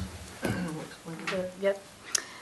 Number 4 is $232,569 for the staff step track changes as per the contractual agreement. And again, as noted, this is the contractual obligations, and we're in negotiations for FY17. So this is our last year on that as well. Is that the union contract with the teachers? Yes. Teachers, IAs, yeah. Oh, okay. So we're in negotiate, and then, usually, right after we ratify that, we go with the secretaries, but we don't do them at the same time.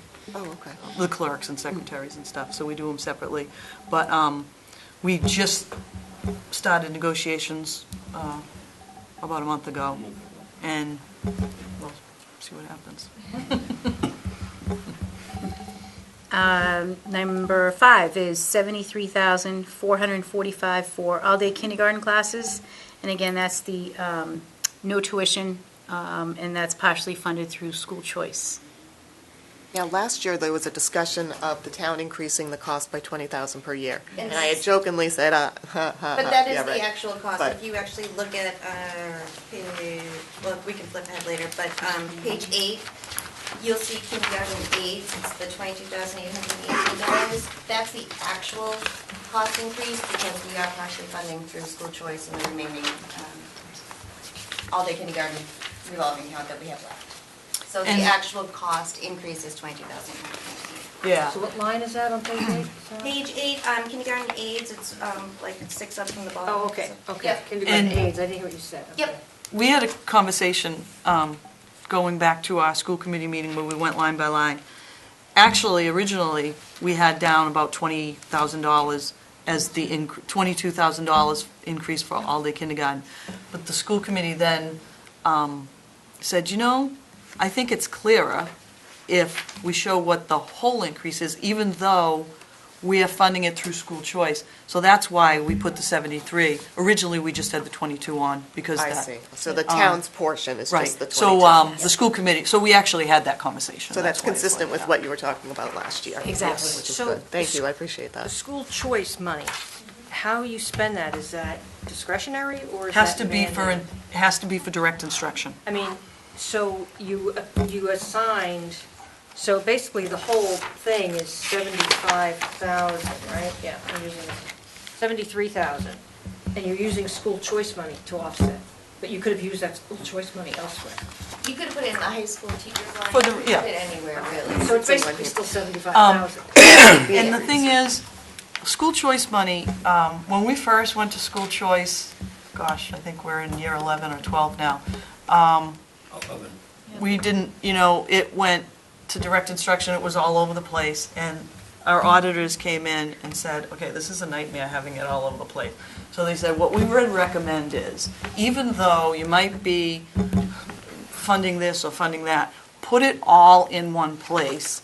The easiest thing to do is to put it in salaries for auditing purposes, and that's why you see it in the especially the high school teacher line, because it's just the easiest place for auditing purposes, even though we can say we're putting it other getting other things out of it.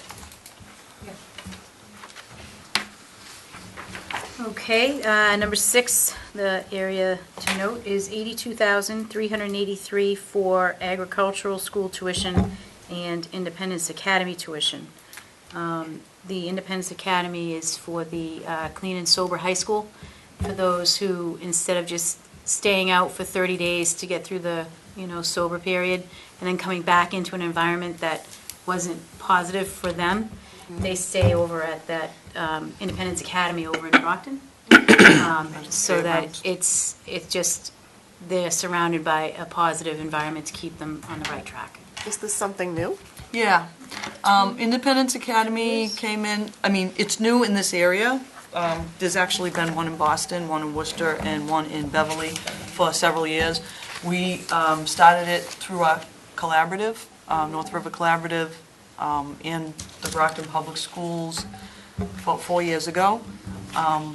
It's new for us actually sending people there because we didn't have kids. We do use their after-school programs a lot. For example, if we get a student who is caught with drugs or anything like that, we give the parents a choice of they can be suspended for 10 days or suspended for 5 if they go to the 5-day after-school program at Independence Academy, which is a counseling for drug abuse and stuff like that. So we've been using that.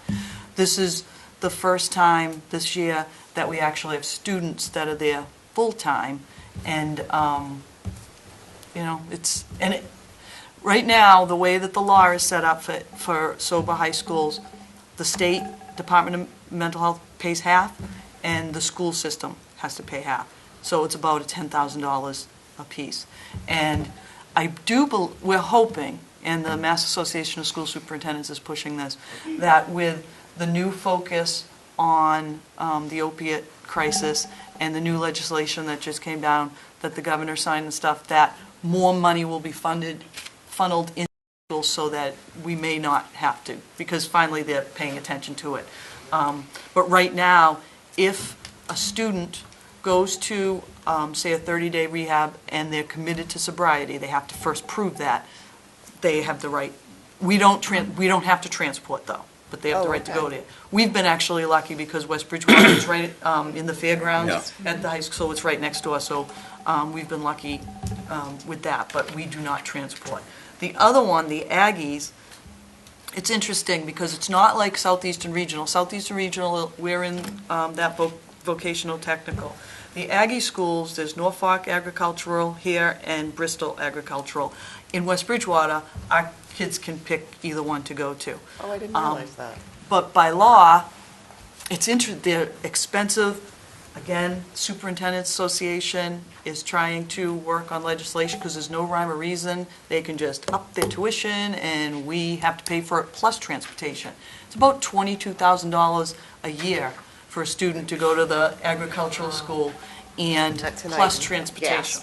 When I saw 22. And there are, I'll tell you, one of the superintendents that's fighting this tooth and nail, Abington, for some reason, he has so many kids. It's over, could be like $200,000 that they lose out of the budget for that. And the only way I can say no to a student, because I have to sign off if they can go or not, is if there's a program at Southeastern Regional that they can go to. But if Southeastern doesn't have the program, they have to be allowed to go to the agricultural school. So it's expensive, and they're specialized. And there's no there's no cap on them. And that's what the legislature, that's what we're trying to fight, is there's got to be some rhyme or reason. They can just go up and there's no one really overseeing that. Right. So, and we had we have some there, and we have several more than usual applying, so, I think we got one after I finished the budget. So. yeah, I know. I'm like, What's the "Just sign one tuition at today." Independence again? Independence, we have to pay 10 grand. So it's half and half. Yep, right now. And hopefully, I think we'll see more support for that now I do because too. of what's happening.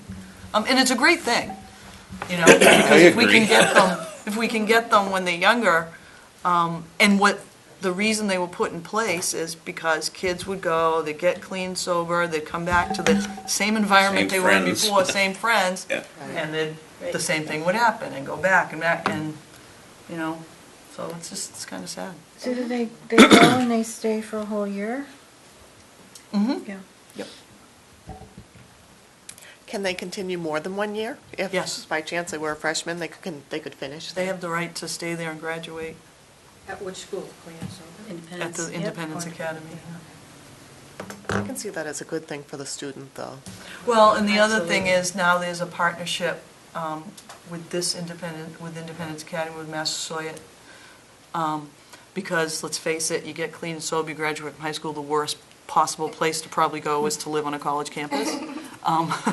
So Massasoit has committed to extended the program for a clean and sober environment and continuing counseling and stuff. So that's a good thing. That really is a good thing. Yeah. But learn so much at these meetings. Except all these things cost money. Well, now, speaking of money, I noticed that the current year change is very similar to last year, and so over the 2 years, it's over $1 million increase. So there was a bigger gasp when I saw that, of course. And I understand all the reasons. You guys do an excellent job. I'd kind of like to ask what steps were taken to try to reduce these costs. And another question that I want to ask is about these 40Bs that are coming in. There's potentially going to be an influx of students that's going to take away school choice. I mean, just looking at the future, I just see this budget potentially Exploding. Yes. And so what are your thoughts on it? What can be done now? What steps are you starting to take? What's been the discussion about all of those questions? Try to take more choice kids now and get the money. Yeah, that's right. Get them while we can. Exactly. Well, one of the things with special education, I mean, we do try to keep our students in-house as long as possible because once we send them out of district, it does Very become expensive, too. very expensive depending on the situation. And we don't tend to get them back. No. So sometimes, you see we have FTE increases for teachers, but it's actually less expensive to keep them in-house than it is to send them out. So, I mean, that is one step that. Yeah, and that's a big step, and our sped director's really been working Yeah. with that. So that's where all our increases are because we've made a commitment to keep kids that may have more needs, and we have to cover their IEPs. So up front, we're paying more money, but down the road, we're not paying, $40,000, $50,000, $60,000 a year for one Tuition, the student, whereas transportation. if you pay for a teacher, they're covering more than one student. So we're looking in that direction, and we're actually looking in that direction more closely at the high school level, because traditionally, we can keep kids in elementary, and then they get to middle, and socially they're a little, more separated, and then we usually have to send them out in the high school. Now that we have the space, what our Director of Special Education is doing is looking at, can we start our own program for some of these kids? And if we start our own program, we keep them in-house, and we could also, if East Bridgewater has some kids, they could send them in, We didn't have the space before, so that's what she's investigating now. So those are ways that we'll be able to save costs, but also it would help to pay for our program. And if we can get money for special education, because that's what keeps going up. Well, it also would improve the quality of the kids' lives if they're not sitting in a bus. Absolutely. We were fortunate enough that this year we had some space, not ready to do our own program because you have to really look into it, plus we were opening a new building, but one of our collaboratives asked if they could rent space from us. And we looked at the program, well, 3 of the kids in the program are from West Bridgewater. So we're like, Sounds great. that's great. You know, we still have to pay because it's their program, but we don't have to Us, transport right, them out of district. And the parents are like, that's great, because even though they're in this program, they're part of their Still part neighborhood of it. school now. And a couple of They're not them, isolated. a couple of them are actually juniors, and they're gonna get to go to the prom in a month. Like, it's kind of cool, you know, so. Nice. And the Clouder does pay a rent for the space that's there, or Right. it's usually a deduction from our tuition invoices, but Yeah. it Yeah, they works. give it in credit. It's a great benefit. So we have the So space. it's still $1 million over 2 years, Right. which is a lot for the town to swallow. I mean, we're paying interest on a $60 million loan, Yep. and we're, Yeah, the new roof for the, Yeah, new sorry, roof for don't the- mean to keep adding to the list, Right. but, I mean, if there's a lot that's been very it's a lot for the school-focused. town to swallow. I mean, is there, you know, we're gonna go through this, but, I mean, isn't there some way in this budget to, I mean, I know your sped costs are increasing, but there's gotta be a way to eliminate it someplace, because I'm just not sure the taxpayers can absorb all this on a continual basis. And does this increase also include I heard talk of a resource officer, is that included No. in here? Oh, so the resource officer, so a full-time position at the police department is on top of this increase? Nope. No, It's on the police it's from the It's through the police police department, not department. us. It's on But them. overall, But, the I mean, town. Yeah. but it's a school, School-based position, right. Well, yes, but. but the police, we didn't put it in our budget because the thought was, from the police, that they want it to be a police officer and have they want to be able to oversee it and have them do roll call and be a police officer. And if we pay for it, then they belong to the school, and I can see and then that. that could cause But looking at the problems. increase overall, I guess I'm thinking of, okay, we've got the 500 plus, Mm-hmm. we haven't seen the police yet, I'm sure we have it in here, but whatever that increase is for an additional Right. body. Right. And with this program that you're thinking of, you have the space now, but to Mary's question earlier about the 40B housing, that's likely going to bring in additional students, would you still have the space to have a We may program like have that? special education space because it's a different space Okay. than regular classroom space, because they're self-contained rooms that we had to put in per the state regulations, so, you know, they have sinks and bath, you know, Yeah. so it's a different, I mean, you could use it for a regular classroom, but that's Yeah. not what we, I'll be honest, with the 40, I don't know, you know, how many kids will come out of that, but I'm not as worried about the middle senior high school. Because the type of animal the high school is, besides the fact that it's a bigger building and bigger rooms and stuff than our former high school, plus the fact that, you know, teachers can share classrooms when they're not teaching, and we can move things around. I mean, you might have to add more teachers, but I'm not worried about space at the middle senior high school. But I am, at the elementary, we don't have any more classrooms. We've been 4 sections, and every once in a while you get a bubble and there's 5 sections going through, but we do not have classrooms at the elementary school. So that's where the problem would be space-wise, not at the middle senior high school. I'm not worried about that, even if we can handle enrollment increase at the high school. Okay. The other thing with losing the school choice, yeah, you would over time, but it can't happen overnight, because once you get in, if I bring in a first grader this year to school choice, they have the right to stay here until they're a senior in high school. So just because okay. we get overcrowded, and if we decide we can't take any more choice kids, the ones that are in are in. Oh, okay. So it that's would great. take, it would be a whole cycle, a whole K-12 cycle before that would Before it would really hit. happen. Yeah, so it wouldn't happen like that overnight, but it's still Okay. something to look at. watched. With the apartments that went in across from UMO, that really did not affect our No. enrollment. I was gonna ask you, Yeah. No, we I sent see them, one kid once in Yeah, a while. there's out one there. bus. There were 3 kids that there were I think 3, and showed it's up. not even 3 anymore. I don't know Where, how down full it across is. the street? Across from where you Yeah, guys yeah. are. Can't tell. Yeah, I can't tell how full it is yet, but there really no effect. Hasn't had much of an effect. Because that was another thing we were like. I mean, I know these are more houses that are going in Right. than Scott Road. apartments. Yeah, yeah. But, Talk about 3-4 bedroom. yeah, Oh. that's Yeah, gonna, that's family. it's gonna affect. So it seems like, I mean, gosh, with this budget, everything almost seems like there's a have to have, like you have to do things, you're mandated to do things. Are there areas, like, does the school committee find areas, or can you give us an example of, just some comfort to, taxpayers that say, we push back, here's the areas where we tend to push back, or we could find. I mean, we're in negotiations right now, and that's one of the troubles is, teachers of course want what they want.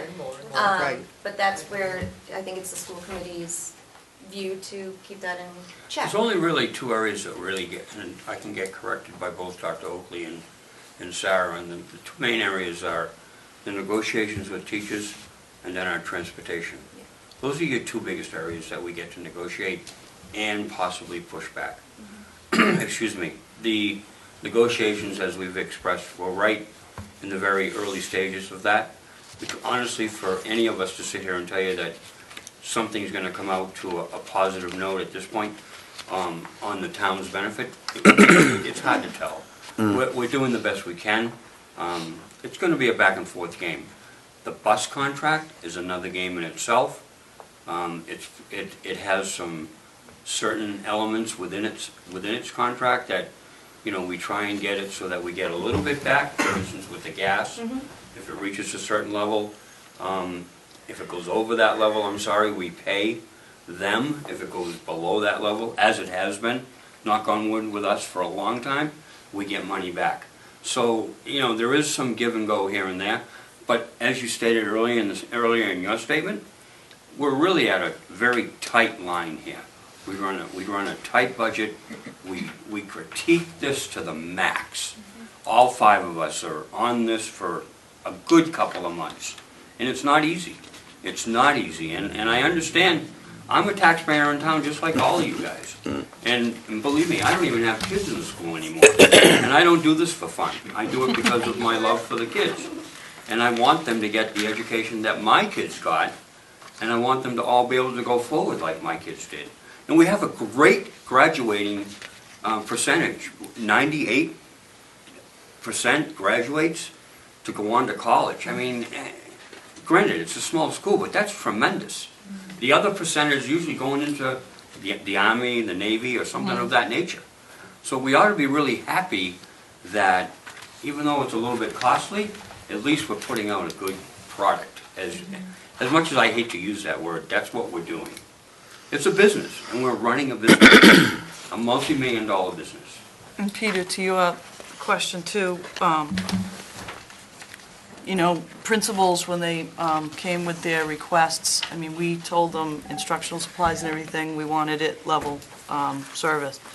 But, they did ask, they need an additional adjustment counselor at the middle senior high school because of all the mental health things that are going on with kids now. We didn't put it in. We have a half-time reading specialist and literacy specialist at the Howard School, and she really needs to be full-time in order to work with the close reading and the nonfiction and all the things with the new Common Core that's come out. We didn't put that in the budget. So, and also requests at the McDonald School, the same thing. The only things we were able to put in the budget, we had to put the additional special education because we have to fulfill the kids' individualized ed. That's the law. So we had to say yes to those things. But those other requests, and there were a few others at the high school, just said, I can't, because if I put them in, we're not made of money. So they said, you're going to have to prioritize and tell us what you definitely need. And so the only thing other than special education, I believe, is a half-time. They wanted a full-time foreign language teacher because so many more kids are taking foreign language. The good thing is, kids are taking foreign language because we've got these dynamic teachers and they're doing exchange programs, and this new department head is Skyping with Spain and Costa Rica, and they're doing all these things, and it's great. The bad thing is, we got all these kids taking foreign language, and they're doing all these things, so with the numbers going up, we can't have 40 kids in a class, so, you know, they wanted another 1.0 so that we could have the sections. And foreign language is one of those classes that you can't say, no, we can't run it, because if a kid takes, you know, Spanish 1 and Spanish 2, and wants to take, you have to offer Spanish 3. How do you know? So,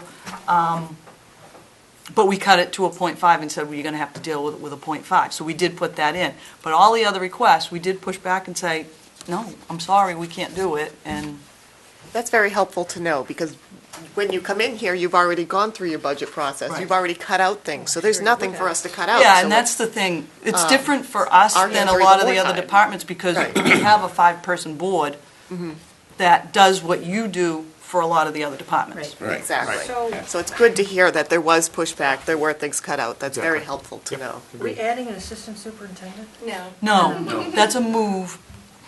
If you look, it's deducted on the, 211. I had a special education director, and I'm the superintendent, and I'm also the curriculum director. And it's just with all the mandates and the new testing and stuff coming down, I can't do both anymore as well as I want to do them. So we talked about how can we make this happen. So we took our special education director and said, if we make you an assistant superintendent, she now does the elementary curriculum. I'm doing the high school curriculum, so we can share it that way. So it increased what her job is, but it helped, and we can work So together. where, So is there a decrease? yes, and the Yes. special education director. 3211. 27, thank you very much. Yeah, so now there'll be no special ed director anymore in the line, in the assistant super. We should have explained that, because at first you're like, okay, you told us you cut, but you just had more administration. And that's just the Department No, of but I- I figured there was a. You should, Can I ask you? but I'm glad you noticed Follow-up that. questions? Yes, that's a good question. Okay, and I have some more follow-up questions. Sure. Because this is a lot to take in 35 It's minutes. a, By the way, big budget. and I will say that I feel, I don't know about you, but I do feel that if you have a police officer acting in the schools as a resource, that the school should be paying for him, even if they reimburse the police department. That's something that you should be paying for. The police have their own issues, and their budget is going up, and certainly they have their own issues. So, since he's functioning in the school, I feel that the school should be. yeah, and we looked at all different models, and of the South Shore and beyond, really, Cape Cod. Mr. Bodwell did all the research. I don't have it in front of me, but we did present it to the selectmen. Only one district does the school pay for the resource officer.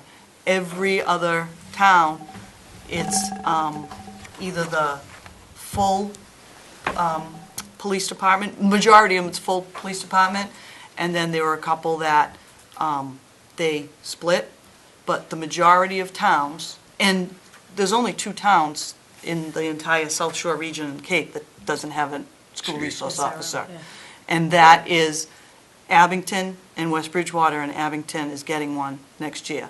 So, so we have a lot of research to look at, and a lot of, but the majority of them, 95% of them, the police department pays for it, and it's an officer because they want it to be an officer. And I had long conversations with Vic Flaherty and the chief about that. Since we're on this topic, can you kind of explain what the resource officer is? What services are going to be provided that are not already provided? Because you have DARE, a very good DARE program. There's a police officer at all the schools throughout the day. Anyway, what's different here? They stop in. Right, yeah, I know there's a presence. Yeah. There's a presence. A lot of it has to do with the safety of the building, okay? So they'll oversee the safety of the building and take over all of the security that we work with now. So there are, like, so the new high school, we have all the cameras and stuff, and they would see the security. They'll also be part of the Safe Schools Committee, and Safe Schools Committee, and I wish I brought my presentation. Sorry. Mark actually put all the research together, but they'll also help. It's not just DARE. What we're finding is we can't just do this in one grade level. It's not working. It needs to be reinforced. And having that presence and doing it, also maybe bringing it up as a freshman exploratory or some type of thing like that, so adding more of that to the school. A lot of it's about relationships and about the connection that the kids get with a person that's a law enforcement, and it helps to build that relationship in town, so they're not just, oh yeah, the cops, oh, they got me because I was like, behind the, on the week, and they get that relationship together. But they'd be part of what we do. Now, I will say that, and actually I think the lieutenant mentioned it today, if there was some major thing going on 24, and he needed all manpower, he would have to pull that person, so they would work for both. And then, summer and all that time, they'd be working for the town in the police okay. department. But it sounds like this person's going to fulfill roles that may already are being done at the school. So is this going to reduce the responsibilities or decrease an FTE within the school by now having a resource officer coming in? Not Like an what? FTE, but I'd say more responsibilities than an FTE. Well, if he's Like going to the- be Like the monitoring the dairy safety of the school, so he's going to Well, be right taking now- over that responsibility. Right, It's but going right to be- now, It's Safe Schools Committee. it's I mean, the principals and anyone that, and the secretaries that do that stuff, and they're not, trained in that. It's not going to reduce their responsibilities to the point where you could lower or reduce the staff at all, anywhere. No, the staff I isn't don't really think so. I responsible. mean, not that I'm looking to cut anyone, I'm just trying to Yeah. understand, We're looking are we to adding understand why- services and No, I get it. why? The That's a other, good question. The other reality of it is too, is with all of in the most recent past with the school bombings, the school shootings and all of that, if we had an SRO, they would be primarily responsible for making sure that, as Dr. Oakley said, not only the security is tight, but also that the personnel, the teachers and the staff are trained in an emergency. What are they going to do under the ALICE program or whatever it may be? That's why we need to have the backing of the police department as well. Because that officer has to stay trained, trained with the current techniques and so forth. And that's another reason why the police department wants to make sure that they have that control over that officer, so that they can keep them trained to the current day, tactics and so forth. Yeah, We with this- also have, we're a member of the Plymouth County Juvenile Justice, and they have weekly meetings, and so we have to grab someone like the assistant principal, the principal, to leave their job and go to these meetings, and what they do is say, okay, these kids were charged with felonies or misdemeanors, here's someone from West Bridgewater, here's some, so they would For court go to appearances? that, court appearances. Yeah. Right now, we have to pull the assistant principal out, and they have to go and maybe sit there all day and deal with those things. Any filings like child in need of services with DCF, and we need to have a home check. Sometimes, we call the police department, and if they can send an officer, they can, but doesn't mean they always can, so truancy and those types of things. We also, it's interesting because this happened in one of the Cape Cod towns, but residency checks.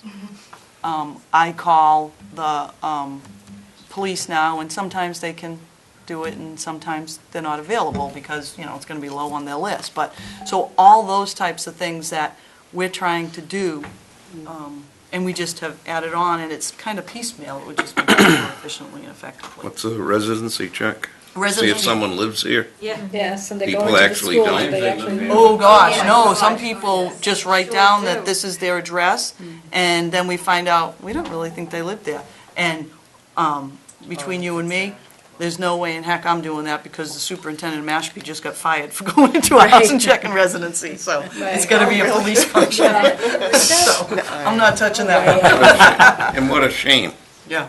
thought they were doing their job. Exactly. Can I ask one more Exactly. question about the Okay. resource officer? I'm sorry, I go know right you ahead. have a lot of questions. The resource officer, is there any mandate requiring it to be put in place for this upcoming fiscal year? Not for this upcoming fiscal year, but what is the mandate? I'm not sure what the mandate is, but I believe, I'll send sorry. you all I the know, I stuff. wish I. I know, I wish wish I I brought brought my my phone because I could get It is the coming up. presentation on the drive, but, It's, it is coming up. it's I in think the governor's guidelines Yeah. to put one in.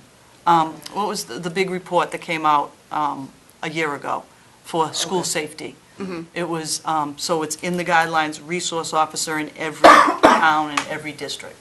Okay. So it's inevitable. Yeah, which is why Well, I'm just we're thinking one of the with few. this increase this year, is it a priority? Does it have to go into place this year? Just, Well, I'll be we don't know honest how the budget shakes with out you. yet, but just to And, get a better and you can, understanding. I don't know when you're gonna see the police, but you can talk to them more about this, because I'm under the understanding, and I'm pretty sure that Lieutenant Flaherty will say the same thing, that, you know, if it passes, we're not getting that officer in September. And the reason for that is because it has to pass, then they have to add a new person. So the person, you know, another person needs to go into the academy to replace the person who's probably going to, you know, because they're going to open it up, so people apply for it within, because you want an experienced officer that would be in that Right. position. Well, depending when the class starts, that class of officers, so it may not be until the spring that we could get someone. So it wouldn't be someone, you know, right away. So we know that, you know, maybe we wouldn't if push comes to shove and we have things, but geez, you know, you have this big increase this year, why don't we, you know, put this and say, how about we approve it for the next year, and we tell the police, look for a spring class that someone goes in and do it for the next, I mean, yeah, you gotta do what you gotta do, but I think it is inevitable, we do need it. You know, I would like to sit here and say, no, we have to have it this year, so you can't cut anything, but I'm not, No, well, but I we gotta be know that realistic, money yeah. stuff, so I look at, and you can agree or disagree, because I know you're on the Safe Schools Committee, and you've been very much behind the SRO. Absolutely. I know it's so important, but I also don't feel I can cut teachers over it. That's how I feel. I don't know, you're the chair of the school agree with committee, I that. don't know how you feel about it, but I think safety is extremely important. We already do have a great relationship with the police department, but I'm not willing, like, if you put a gun to my head and said, you get the resource officer, you get that French teacher, or you get the, you know, Right. I don't want to cut teachers for it, because I think the direct instruction is so important, and class size is so important. So, Okay. Thank Can you I for being ask so candid. About I the keep cutting nurses? Jerry off, I'm sorry. Sorry. Is there a way to share nurses among the schools since they're so, you know, another law. geographically We used close to. together? we used to, can't? but we can't. Okay. And they're actually pushing back with us now, because part of our nurses are paid by the state health grant. And, but being part of that, in order to get the grant, you have to have a nurse leader. And the nurse leader in a school system our size can be a .5 nurse leader. So right now, what we have is, we decided, okay, the .5 nurse leader will be Spring Street, because it's the smallest school, so it's really like a .5 nurse. The state is pushing back and saying, oh, no, you still have to have a full-time nurse there and a nurse leader, or you won't get the grant. So we're going to keep going and see how long before they actually pull the grant from us. But no, a long way to say no. So, okay, so I got a couple of questions for you, and I'm sure you have answers. Page 7, we've got a Spring Street secretary who's staying at .5 FTE, but the salary's going up 15,000, which is actually 73%. Yeah, and actually, she was partially funded under the kindergarten tuition that we would take in, but now we can't. So technically, I guess the kindergarten cost does go up about another 15,000. But I was funding her under We were paying for it out of kindergarten So. tuition, but because now, the- Because Risen the on it. fiscal 16 operating expense was 20,000, you're telling me that her salary was still 35? Or, okay. I guess she's maybe not, she works from 8 to 2:30, or 3 on full 8 to days. 3, So, 5 It makes it days. very difficult to evaluate a budget. With those types of with the things. choice and with other things that we put in. yeah. Makes it extremely difficult. I mean, I can go to the next page where we have RLM teachers at 15 FTEs and going up 26,000, HWD teachers going up 14, high school teachers, all the, an FTE going down a half an FTE, going up 26,000. Well, because of step and track, But then you've got contractual benefits as the last line. and because we haven't negotiated yet. So step and track is in here, because that's not changing, the step and track, but we have no idea what the COLA is. So what's the contractual benefits? I'm sorry, I don't understand. What's the contractual benefits? Contractual benefits is where we carry our retirement costs, the perfect attendance, buyback, anything that's contractual in our teachers' union contract, potential administration raises, and our negotiations. So you don't- Normally, it's not that high. Normally, it's not there, normally it's been negotiated and it's in the, Already dispersed. So that would not, okay, so the step increases would not be in this line? right. Not in the contractual benefits line, but some are on that page. Step and track. And what is track? Track is bachelor's 15, master's 15, doctorate, you move. So track is you move this way, Kindergarten age? step is you move this way. Yes, there's only 5 steps on the. Yes, they have steps. It They only have should be 5, 10. but yes. But then you said there's going to be cost of living as well? That's negotiated, or? We haven't negotiated yet. Either that or, That's a good Oh, one. yeah, 2000. yeah. We're about 15 minutes over. We've spent a lot of time on this budget, and since I've asked all my questions, we could, no. But, Wow. Well, naming streets I out. know, they deal with All this about every Meredith, week, all about me. So does anyone have any other questions? Yeah, I have questions, I mean. With the attention on the time. Does this town participate in the GIC for health benefits, or? That is for, GIC is for retired teachers. Otherwise, we're in the government or civil health. Okay, thank you. I had a question. I'm stuck on the transportation, so that number 3 areas to note. So you all might have said this already, but is it like it's final year of the contract? Does that mean the contract's stepping up? Does it step up in the contract? That's why it increased so much? Like, why did it go Yeah, up when so it much? was negotiated, Well, we it's got, also, it's bid, it's not negotiated. That's right. So you said you Yeah, put it it's out to bid. bid, and That's you hope that you get negotiated, a yeah. million different transportation companies coming in, but we're West Bridgewater, so we get Lucine's. That doesn't mean that they know that they're gonna be the only bidders, but that last year usually does have a bump, but we do have our fuel adjustment clause, which will help us this year. And next year we'll go out to bid again. I'm looking at locations where other people could park, other companies could maybe park their buses in town, because we do want the buses in town, so they're not driving through other towns to get to our school, especially in the snow. So if I can find a location in town where other people can park their buses, we might get more bidders, which will make it more competitive. We have tried, and for years, we actually, last time, had a consultant come in and work with us over how to, change what our bidding process would be and go that, so that we could try to get other people, so it would be competitive. And we got one. We're only 4 buses. Yeah. No one, 4.5. you know what I mean? Yeah, 4.5. So, and honestly, now that Lucini's now has East Bridgewater and Bridgewater A&M and Easton and stuff, it's kind of got that area, but we're not that attractive with 4 buses. We're not, we were Lucini's bread and butter for a while, and then when he got back into the busing business again, he got bigger, and we're part of that, but no one's, and especially because he has this area, there's not too many people that are going to say, oh, well, we're going to go and take that one from him. I mean, it's so we're kind of, that's a problem with being. And is, Get drones to deliver the kids? I mean, to me, it seems, you look at the numbers, it comes back to contract negotiations. Yes. It's the biggest nut. Are- Go It round always and is. round, always Well, comes back to it that. always is, and if you look at it, I mean, think about it, it's education. 80% of our budget is people. Yeah.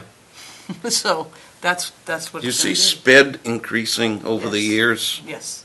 Any answers for that, or out of curiosity? Find a cure for autism. Exactly. A lot of things. There's a lot of things, but legislation, getting more, I mean, there are some things that should be under the state. I, have always had a hard time with the fact that someone can, in the middle of the year, move into this town that's already placed out of district, and they become the town of West Bridgewater's burden financially that we have to pay for it. And they could already be in a placement that's a 365-day, 24/7 placement. They don't even lay their head in this town, but because their parents have moved into this town, even just rent an apartment in this town, we're paying $150,000 a year that we didn't even know we were gonna pay. So, and the same thing with those residential placements.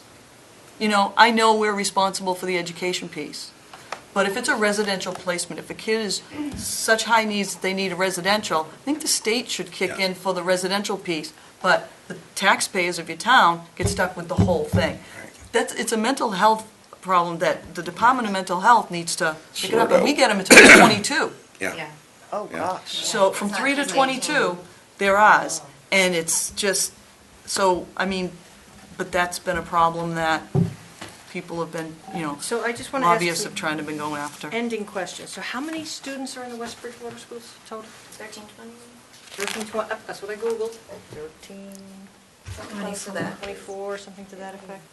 That includes the Okay, so it's pretty kindergarten? close. 13, And 24. preschool. Okay.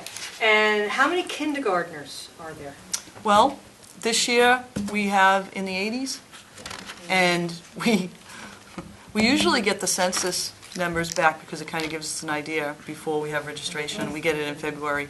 And usually the census is in the 60s, maybe low 70s, but usually 60s. This year it came into close to 90, was it 89 or 90? And so I looked back to see what went on 5 years ago. Right. The only thing I could find was the Bruins won the Stanley Cup. So I don't know what that meant, My daughter's in the same, she's part So, of that 90 then. but What was going on? that's huge for us. Well, I know That's what's a going on in big- my house, but. That's a big kindergarten class for us. So I don't know if that's just a bubble, every once in a while we get a bubble, but we'll see next year. Is all gay kindergarten, is it mandatory? No, No, it will, I think it's coming Going down the there. it line. will be, It's because going now they're that way. trying to make preschool mandatory, but they have to make kindergarten mandatory first. So it's voluntary? If parent wants to enroll, okay. I don't have to send my daughter to kindergarten if I didn't want to? I didn't know No, that. all-day kindergarten. There Well, we isn't don't a have half-day, though, we only have full day. Okay, so kindergarten is not mandatory in West Bridgewater? No. No, She's like, no, "Oh, you don't that's have gonna to send them, But if you send them, it's all day? yes. Okay. I can't imagine not sending them. Yeah, though. really, but. It's such a good Yeah. program. Yeah. Such a good program. Well, kindergarten today It's so is different. what first grade used to be. Yeah. Yeah. Just the You know stuff what they're they do doing in in preschool? pre-K. Which is why They have they're, homework. which is why the next step, I mean, you hear it, and this governor's for it, the next step is, let's make preschool mandatory. And our response is, okay, and then Who's this gonna is pay for another it? unfunded mandate, because we're already paying for, I mean, there are more, schools are so legislated, and there are so many mandates, and they don't come with money. I will say that we're one of the schools that the governor's budget that came out, our Chapter 70 money, which is earmarked for education, did go up. It doubled. The House and Senate might change that, we don't know. But because West Bridgewater was one of the communities that was so low on Chapter 70, we're in that formula of trying to get it up there. So if it doubles, it's 518,000. 518,000, which is an increase in Chapter 70 coming to the okay. town. And that reduces this if, once you get it, or is it? No, it comes to the town, goes in the town coffers. Okay, well, essentially, Yeah, yeah. If but, you look at it that way, But that it would the help increase us. in the education-specific funds Covers the is budget. pretty close to what the education Offset. budget Right. increased. So Exactly. that's a good way for us to So look we- at it, so it's not such a hard pill to swallow. right, so. And part of that was. We'll know the house too, Yeah. and we'll have a better idea. If the next one comes out and it's the same, if the House Ways and Means comes out and it's the same, then most likely it would be like that. It's hard you can't tell with just the governor. Although, there were a lot of people on the Hill the other day trying to, and legislators trying to increase the Chapter 70 even more than what the governor did, so. And going full-day kindergarten we would only get half of the per pupil expenditure on a half-day kindergarten, but now that we have full-day, we get the full per pupil expenditure, so the kindergarten actually piece get more should money. be there, no matter what. So making it full-day kindergarten, we actually get more back from the state because of that. So does it pay for it? Or pretty close? It's pretty It close. definitely Good, really good. helps. Pretty close. That's good. So we don't, see it because it goes Right, into from, the and it goes into your pot, but it increases our spending. So with the transportation, where you said it goes out to bid and we really don't get any bidders, do you feel like we're still fairly compensating them for what they're providing? It's not like It's they're- definitely not astronomical. I've done a survey recently, and we're within the ballpark. That was the other reason we brought in a consultant, because Yeah. we weren't getting other bids, it's like hard You for don't us to know, know. yeah. And he did that for a living, so he could look around and say, well, no, this is fair, even though you only get one. And that was really important, so now we know for the Yeah. next time. And he redid our whole contract and regulations and stipulations. Good. Okay, that's great. Thank you. Thanks. Thank you. Very much. Thank you Realize for your we really- hard work. I know this This is is hot not seat there. fun. Thank you. It's a few months process, so thank you for acknowledging that. Thank you. Thanks very much. Nice to Yeah, meet you guys do a really good job with the budget. Thank you. Thank you so much. Have a good See you night. later. Bye. Annie, I'm so sorry we're really late on yours. I was doing so good about Following the the time. schools, next time it has to be for the schools. Well, I was part of the schools for years, so There you go. I know, you used to be on the school committee, so Yeah. she knows it pretty well. Did you have to leave because of your position now, or? No, it happened that it ended, my son graduated. Oh, It okay. ended and the town clerk came, they all came at the same time, so. Yeah, Yeah, it worked out. Yep, it did. Now you can do more work for free. All right, we're jumping to 1610, the town clerk budget. And if you don't mind just talking about what the changes are. Okay, well, in the town clerk budget, it actually went down. The only change in there is with the elected official salary and the clerical salary. Everything else stayed the same. So you are proposing a 3% Mhm. increase in pay, okay? Mhm. And you hired a full-time, I'm A presuming? full-time person, yep. Okay, came in at a lower step. Yes, yep. Okay. And she gets she'll get her step in May for being there a year, and then she'll get her increase July 1st for the contract. I think it's 2.5%. That sounds right for the clerical staff. And your longevity is contractual. Yep, yep. Your office And supplies. it's my longevity as opposed to what Nancy had, so, because I haven't been there as long. Okay. Not much going on there. Have No. any questions on this budget? Gee, that's much, I'm so sorry. That's like, we kept you here for all that time. I have Well, other she's got budgets. two more budgets. Oh, okay, there you go. Nothing else that easy. The next budget isn't as easy, cut and dry as that one. The next one is the 1630. elections and Now, are you the registration. appointed official for that? Yes. Well, no, these appointed officials that you see in here, some of that is stipends for me, and the rest are the Board of Registrars. Oh, okay. And they get paid 2 times a year. Those are the people that, At town meeting that check you in. Yeah, Oh. count us. Linda Simpson, I John didn't realize they got Cruz. paid. I always thought that was a volunteer position for some And, reason. Volunteer position is the people at the polling place. No, they get paid. Oh, they get paid too? They get paid per I election. thought they got a yeah. free lunch. They do get a free lunch and a free supper, but they also get paid. I know that. I Yes, didn't know yep, that. they do, yeah. So I take it that's been that way forever. Yeah, the check-in, check-out, people get paid $10 an hour, and the wardens and the clerks get a flat rate of I think it's $250 and $175.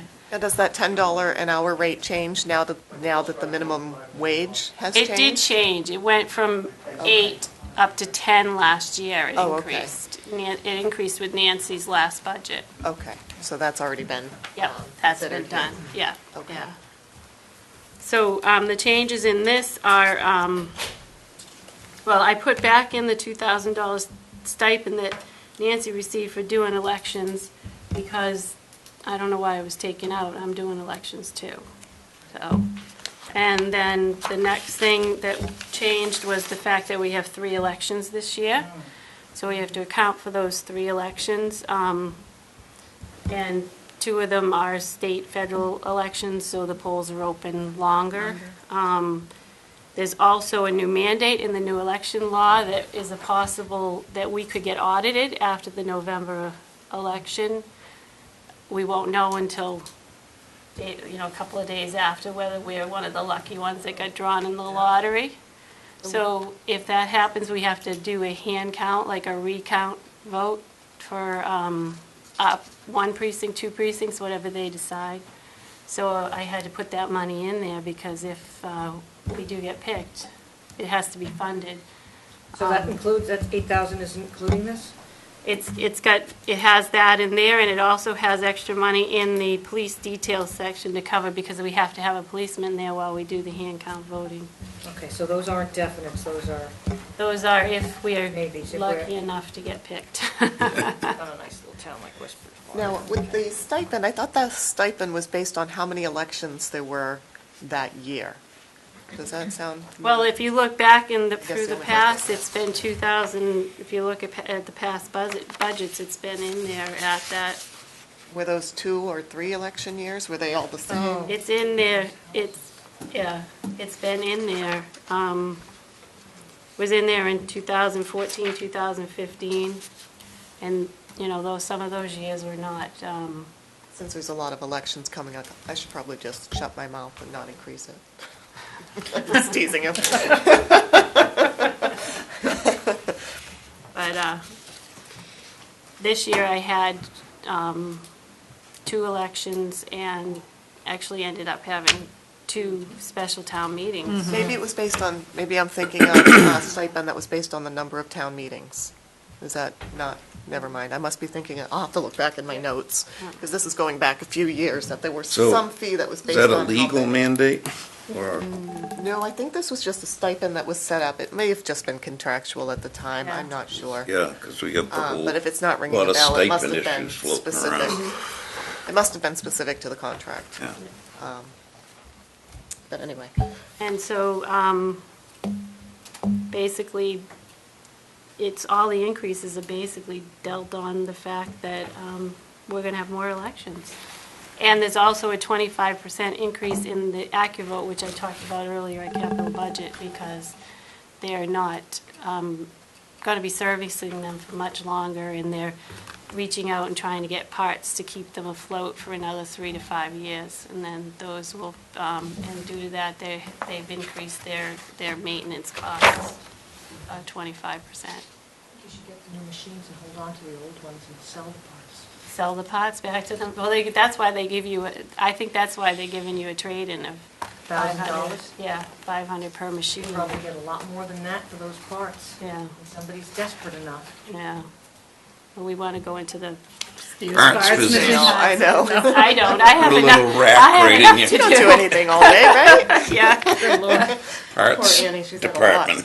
a lot dumped on you in this change. Money. My first Don't year do has Mondays been for very interesting, yes. Yeah. You're But, doing a good job. thank you. I'm learning. I don't know if you have any questions any other questions on that? So the other supplies, that big increase is all just for food It's- for the election? It's for all the foods and supplies you need for running 3 elections. Wow. Yeah, Okay. yeah. So it's, each election, it costs you a good amount of money. Yeah. Yeah, so. Democracy is expensive. Well said, Peter. So it's nice when you get an election like the election we just had where we had 48.8% people out voting. It makes Wow. the spending the money worthwhile. Right. Whereas, the primary 2 years ago, I think it was, or it was only 17%. Wow. Yeah. Now, at the Capital Budget Committee today, you had talked about there being a possible 10-day window where people could come in and vote early. Oh, early voting, Early. yes. It's Does not a that- possible, it's in effect coming for the presidential election. What additional costs are going to be Well, necessary? that's what we're hoping to not have to have additional costs. It depends on how popular it gets. I mean, I don't think it'll add any more additional costs to the budget this year because we're going to run it just between Sharon and I. That's why we want to try to get that office cleaned up Fixed up, process, yeah. so that we can still be in our office and still deal with those 10 days that people come in to early vote. If it becomes a popular thing and it becomes a thing where people want it for every election, or the state says we have to do it for every election, then you might have to have an election officer there during the day so that we can still do our work. But I don't think that's gonna, it's not gonna be this next budget. Okay. Yeah, because right now my plan is to just run it for the presidential, which it's mandated for, and then we'd go from there and see what else they say. What do they call that program again? Early voting? Early voting. Yep, Early yep, and it's right now, originally it was going to be 10 days before the election, including any weekends, but the House backed that down and said 10 business days and during regular business hours, so, and we can have more hours if we opt to, but I don't think you need to. Maybe not right away. No, no. It depends on how well it takes off and what the demand is from the people, I guess, in the town. See what the people need. 24/7 voting. Yeah. Yeah, I mean, some of the countries overseas, they do it on the computer, email. Yeah. Say all of Yeah, all hours, so, yep, all, through the computer, so who knows where it's gonna go, but. American Idol. American Idol will start texting our votes. Vote early Does and anyone often. have any other questions about this budget? No. All right, if there's no more 6920? questions, we'll move on to Very clear. 6920, Veterans Memorial Day. And the increase in that is the fact that it's the 3rd year again, and we're hosting the parade in our town. Okay. So the $1,000 is based on what it has cost in the past to run it in our town. Okay. Does that towns pay are for the included in policemen this? and things? It's tri-town, so it's Bridgewater, East Bridgewater, and West Bridgewater. wow. And every year it rotates through the towns. So does that cover for policemen too? No, I was that gonna say covers, that's someplace else. that covers Flags? the trophies. Okay. The flyers, and we also always have after the parade, have like a speech. food and, Oh, okay. we usually use the gymnasium over at St. Anne's, their parish center. Oh, okay. And we put on food, just like finger sandwiches, hot coffee. We try to get the coffee donated, the donuts donated, everything that we can possibly get donated, we have it I donated. didn't know there was food after. I Now I didn't will either. go to the parade. Yeah, there is, yeah. So usually that's what we do is just coffees and donuts and hot chocolate and finger sandwiches. But that's nice for a family event. Yeah, That's, yeah, that's nice. I didn't know that was there.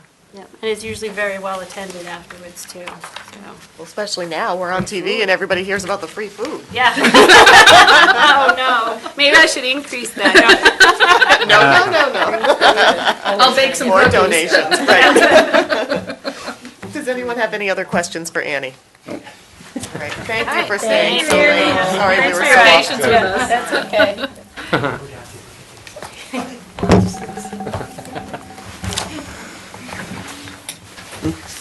Assessors. Now, I don't know if you guys are aware, I believe the town clerk, is that the only salary that we set? The selectmen don't touch her salary, That there's is no correct. contract. She's an elected official. Right, she's So the we- only elected Yeah, full-time yeah, position. yeah. So whatever she put on her budget, up to us. it's up to us, we can shoot it down, the selectmen will not touch it. So, that's the one true And loss. that we- generally, what do you use for a guideline, cost of living? No, what the other department heads are getting. And what the salary is comparable to other areas. Some years, there has been an increase requested that, maybe the committee thought was too high, and we would ask the town clerk to come in and explain And why, explain, yeah. and we would, not really a negotiation, but try to, come to a mutually happy point. I only point that out because Annie put an increase in there. Okay, that's good to know. But I don't think we can really discuss it until we know what the other department heads are gonna be getting. Sure. And the So just- selectmen negotiate everybody else, right? Right, Yeah. right, so we can kind Good of for wait 3 and this year. see. But that will be an item that, if we decide to decrease it, we would ask Annie to come back, so we can talk to her about it. I didn't sell them And I know at David 3. just went to go grab the assessors. I think he sent them Assessors. downstairs. He didn't realize how efficient we were. Yeah, after the school committee's Cost here of for an hour. living's flat, so. Anybody know any jokes? Well, I've been whispering them to Peter. That's why you're on your game tonight, that's, No, just one or two. Peter's on his game all by himself. Credit where credit is due. Peter. She's been feeding me lines. Oh, is that one So, of the ones? in here? back in, from 2013 to 2014, the town clerk did get a 3%. that was the prior town clerk. Yeah, well, we're still Right, so And she, then yeah, it was about 3%. 14 to I remember we 15, contested there was one of another them. raise. She I think asked she for asked for 5. for her last year, we got it and we three. brought it Because down everyone to else three. got 3. Right, right. So the budget we're going to be looking at is 1410. Might as well get it ready. And that'll be the last item for tonight, unless anybody has some, Oh, no, let's anything they really, really need to discuss. How are you doing? Doing great. Good. My clap.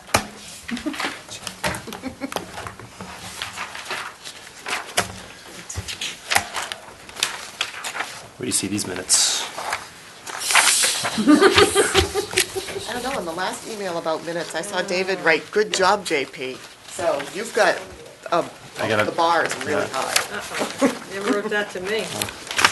I never noticed it before either. But I ran out of paper, Janice. Need what? Can I have one more?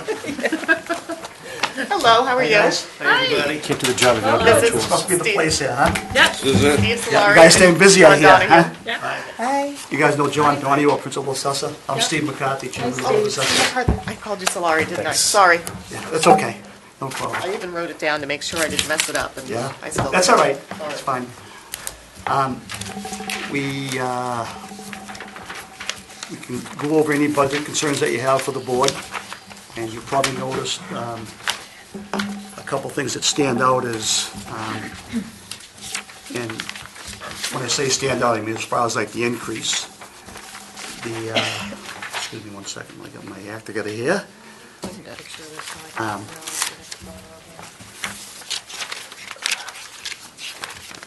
I'm sorry, I told everyone to get on that budget, and I don't see the budget. Is it in your books? It was in the folder. Here.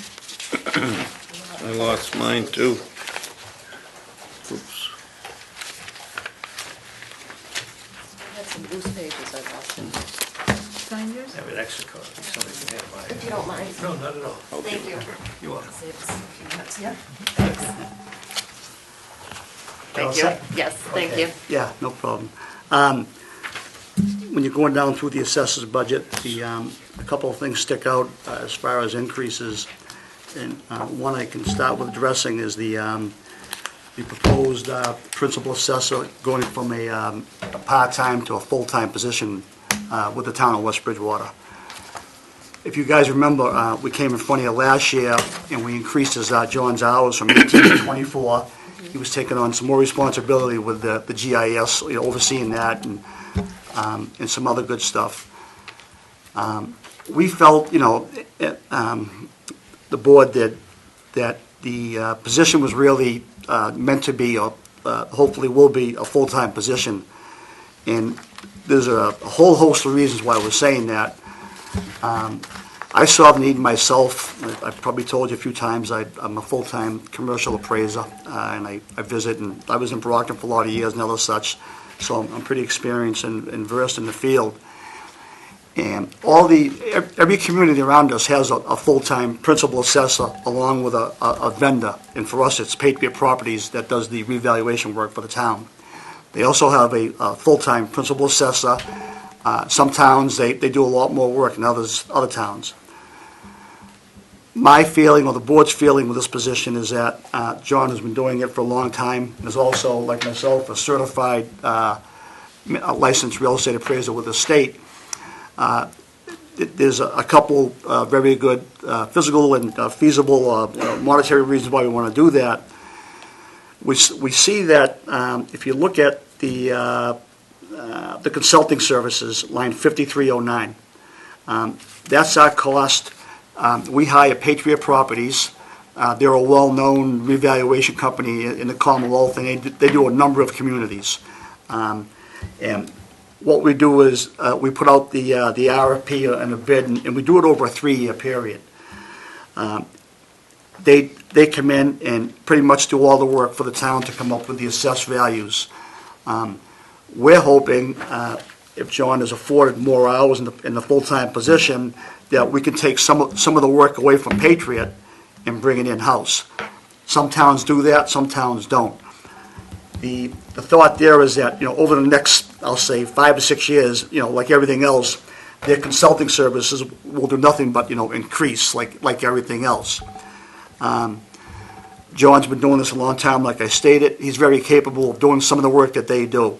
For example, down the road, every 3 years we do a full revaluation. He can go in, once he gets his feet settled, and do some intermediary work adjustments. He's now doing the building permits. We work together on the income and a lot of stuff that we're paying them to do. I'm hoping we can bring some of that in-house, like other communities, and make it cost-effective. And most assuredly, that would be the case, because those companies come in and do that, and they charge what they charge, and it's obviously their person might be, like, say, at $40 an hour or so much a day, where we have a guy doing that, very familiar with the town. You get a better bang for your buck. And something else I want to just bring up with that, the board voted, okay, let's make John full-time. We come up with a starting salary. We did a survey throughout the surrounding communities, the Holbrooks and East Bridgewaters and such, and it was my thought that he's very good in the position, but, I say let's start him at, we have a salary survey, and what we're offering for the first year is at the bottom of that survey, most assuredly. I didn't want to go in. A lot of those people in these other towns have been doing it quite a while. They've had their step increases or their contractual obligations, and they've gone up quite a bit. The salary survey doesn't say Joe Blow's been there 11 years, he's making $85,000, but he's been there 11 years. So I said, let's try to, first set down or equal it out to like a starting type of deal. Another important thing is it affects, which I can briefly touch on, the town has a line item called the overlay account, which is, it's our purpose in life in the assessor's office to keep track of the overlay. And that's money that we give back for abatements, exemptions. And by bringing that in-house, between John and myself and the board, but the two of us, I've gone into town, done some appraisal work, and John doing that, we can save, in some cases, expert fees. That alone, believe me, is a good savings. So along with that, being familiar with the town, trying to bring some work from the reval company into the office, we're hoping that if he goes full-time, it'll be cost-effective. So why isn't that represented in this budget? The potential savings? Yeah. Under consultant services. Well, because, first of all, it hasn't been approved, his position. Second of all, I stated a few minutes ago, he's just getting his feet started on this. You're not gonna see a savings year one. We do an RFP, and it's over 3 years. So we're saying, like, maybe the next time, the next one, I'm not sure where we stand on what year we're in with that, but that savings would be, not like year one, starting FY '17, but it might be over 3 years. The position hasn't been allocated yet as a full-time position, so we can't put the savings in there, not knowing if we get the position. And secondly, is we want to see exactly where we want to attack that and see how we want to save. So you don't have an out clause in that Patriot contract? No, but what we'll do on the next RFP, if we have a full-time guy, we'll say, we no longer want you to do, A and B, and that'll take money off, when we put it out to bid, we have, other companies bid it. When we put it out to bid, we won't include the items that can be done in-house. Now, I'll be honest, I'm not saying right away we're gonna, save that full amount in year one. It's over a period of time, but with 2.5 and the way things go, there's always work that can be done in the house, and there's always work to do, the court cases, the building permits, all the stuff that we do, down in the office, and that people really don't see. We're in there doing a lot of, with electronic, and this is stuff that John is very versed in, very good at. Question. So is their work not being done now because he's not full-time? No. The work's being done, most of it's done revaluation-wise, assessing your properties. The majority of it's being done by our vendor, Patriot Companies. Right now, John does, a lot of the day-to-day office stuff. He's starting to oversee as you know, we'll get to it in a minute, on the web, the GIS, overseeing the GIS mapping for the town with Ty and Bond. He's doing the building permit work. Up until recently, that was, this consulting fee, if we didn't do that in-house, it'd be roughly $40 a parcel times, say, 200 permits, another $8,000. So now, we brought that in, and that was no biggie. I'm not trying to make it out to be, but it's something that we started with. And for the position to go full-time, we hope to bring, for example, we have all the commercial guys submit income and expense statements so we can see what the rental and vacancy rates are doing out in the town. This is something John can do, sit there and oversee that. And so rather than paying Patriot for that, we can pay our principal guy, hopefully going down the road, some of that stuff in-house. If I could, just to qualify your question. In the limited time that I have, there are things that aren't being done in terms of closer supervision of the revaluation company. For example, I don't have the hours, I don't have the time to do statistical analysis to prove the work and to say with a sense of assurance to the board, I agree with these numbers. The Department of Revenue does do that type of work, but it's not as close as we like it. Obviously, they have to approve before we go in front of the selectmen to set our tax rates, they have to approve the work done by us and the revaluation company. But I agree with John that him sitting there with the familiarity of the town, it can be hopefully a lot tighter job. So, do you know that with this budget, I'm just going to make a comment. Sure. Your budget is up since 2015, 36%. Since 2013, it's up 53%. That's a lot. Yeah, well, true. I'm not sure the exact numbers, but for this, like for John's position, for example, the appointed official for this year, it's up $31,000 because he's going from part-time to full-time. Some of the other stuff, if you look down, and I'll try to do the best to answer your question, on 5328, this was done on purpose. We talked about this in previous meetings and in budget things, the web hosting. We were actually, with my profession, I said, people come in, the appraisers and such, and they ask for a property record card, and we used to get $1 a card and make, maybe about $800 a year off that. And we finally said, all right, let's put them online like the rest of the communities. So we did that. And we said, let's phase that in a little bit with the web hosting. We'll put the property record cards on for a couple of years so that the cost won't kill us, and then we'll go to the mapping. Now that we've become more GIS compliant, we can now, you'll see an increase there from 2,000 to 5,000 for FY17 I believe it's 2 to 5. Yeah, that's because now we're going to put our maps on. So some of those big increases, it sounds like a huge increase, but, our budget's really not a lot of money. And a couple of those increases were, we wanted to phase in that web hosting, and now we're putting John from part-time to full-time. So we had a lot of, I'm sorry. No, no, No, no. you go right ahead. I'll go after you. I'm just trying to better understand what specifically has changed to go from 24 hours to 40 hours. Yeah, it's a lot of hours. Right now, the need for a couple things. As I stated, if you look at every other community, they have a full-time person, and, I'm not sure exactly what they do. Hopefully, they do their job and try to save the town some money. So what has changed is that we can see, like I said earlier, going forward, the Patriot or whoever gets the contract to reevaluate the town of West Bridgewater, going forward, like everything else, everything, their costs start to escalate.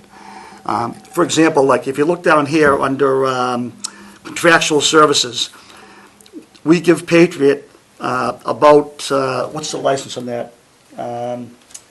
We give Patriots almost $9,000 a year, aside from their consulting services, just to use their license, and that's increased since I've, come, so things like that in the consulting, not that they're skyrocketing because they have to, put a bid in, but that stuff escalating, we're hoping to bring a full-time person in to save some of those escalating costs and reduce those consulting services.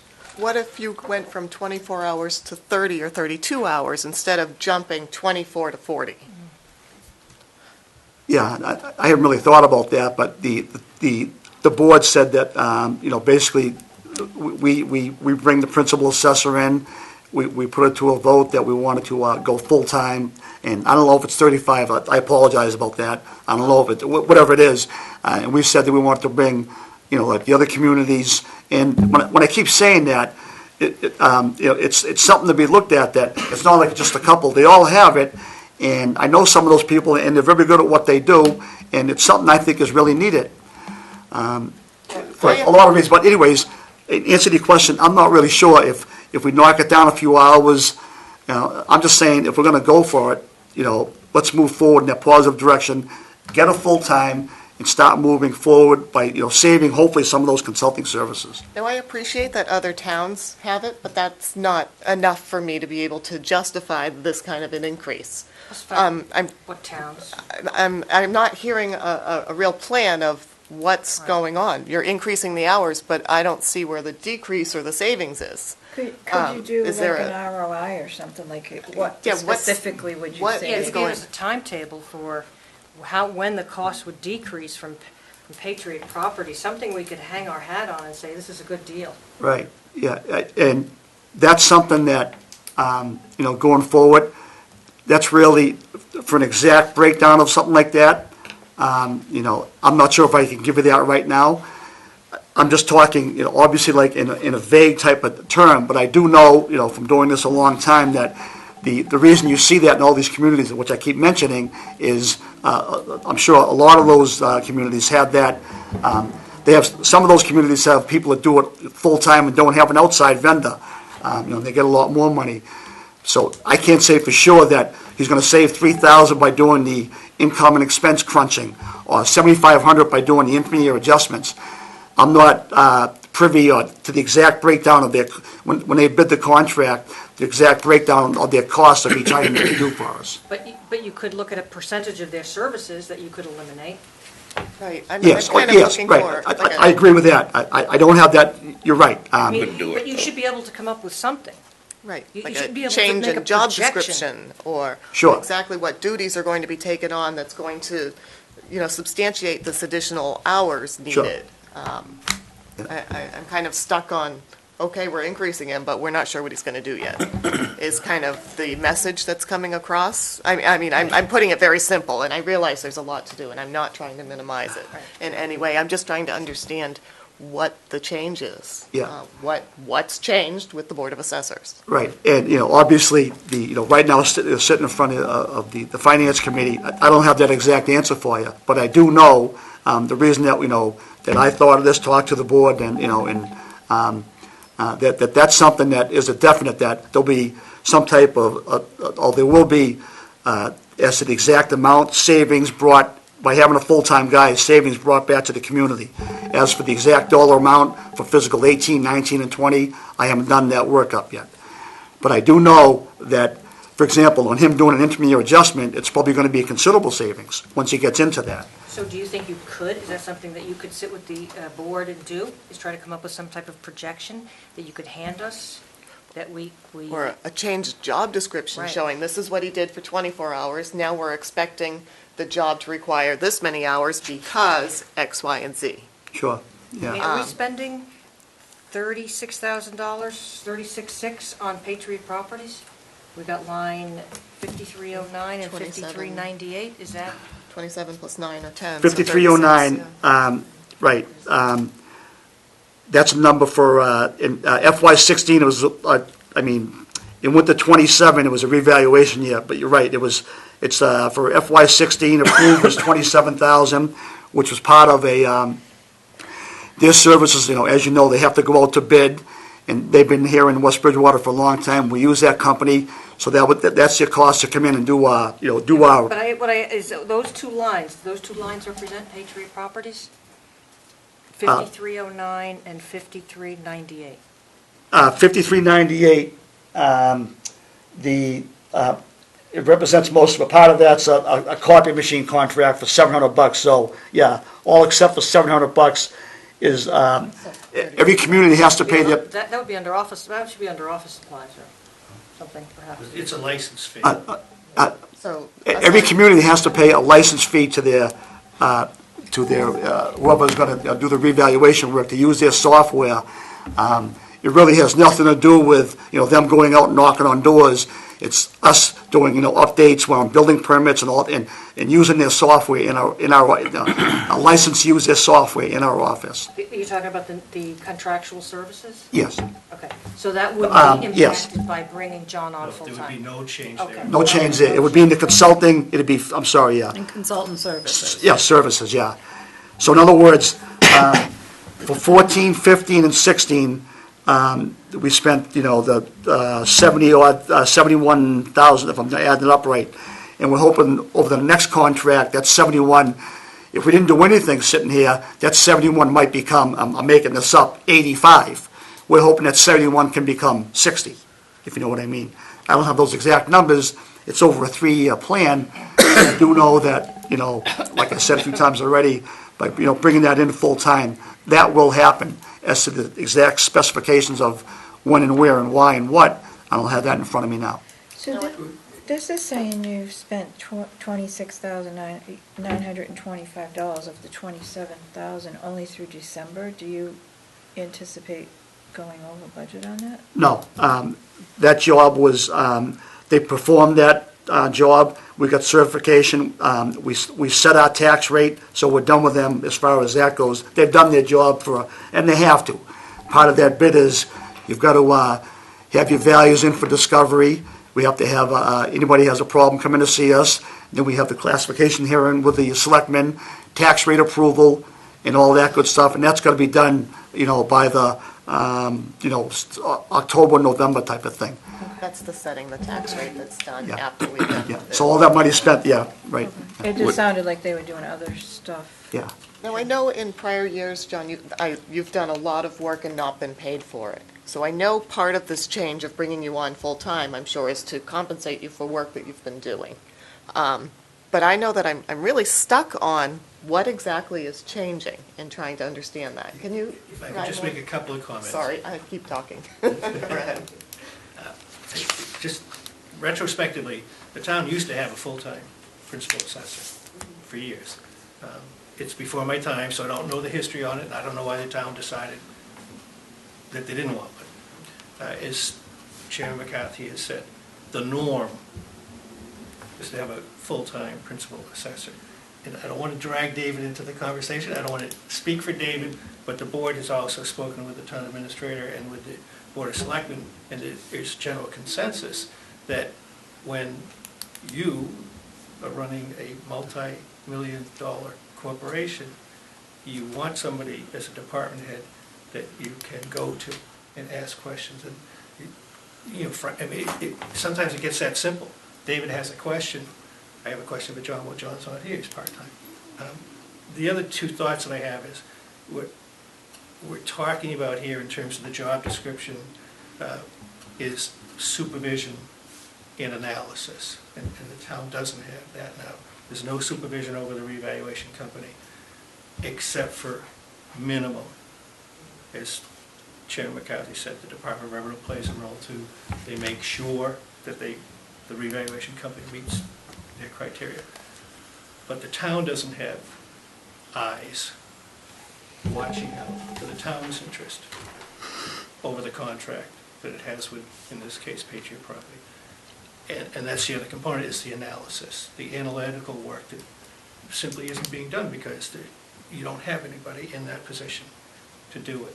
So there's nobody running sales ratio assessments on a monthly basis, analyzing sales, doing the statistical work to check what the revaluation company is doing. So I think that's what town. Question on that? And we do understand all that. We're still like, where's the meat? Where's the beef? Well, can I ask a question on that specifically, though? What's the liability for the town of not having the eyes check Patriot? What could happen? What's the You downside? wouldn't be certified. Your tax rate wouldn't be set. You would have to borrow money. And those are real, obviously real dollars, and the town hasn't had to do that. The town benefits, quite frankly, from having an individual like Chairman McCarthy, who is really heads and shoulders above many other communities in terms of the Board of Assessors. So he plays an integral role in that, and that's good for the town. But let's just say, for the sake of discussion, Chairman McCarthy isn't here tomorrow. Where does that responsibility lie?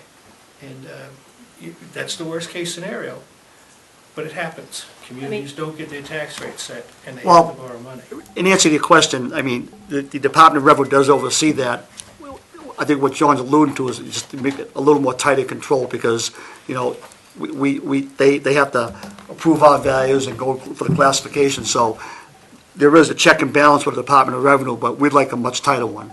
Obviously, in the old days, they used to come in with an army of people and go over and shake doorknobs. Now it's all electronically done, and you might see one representative.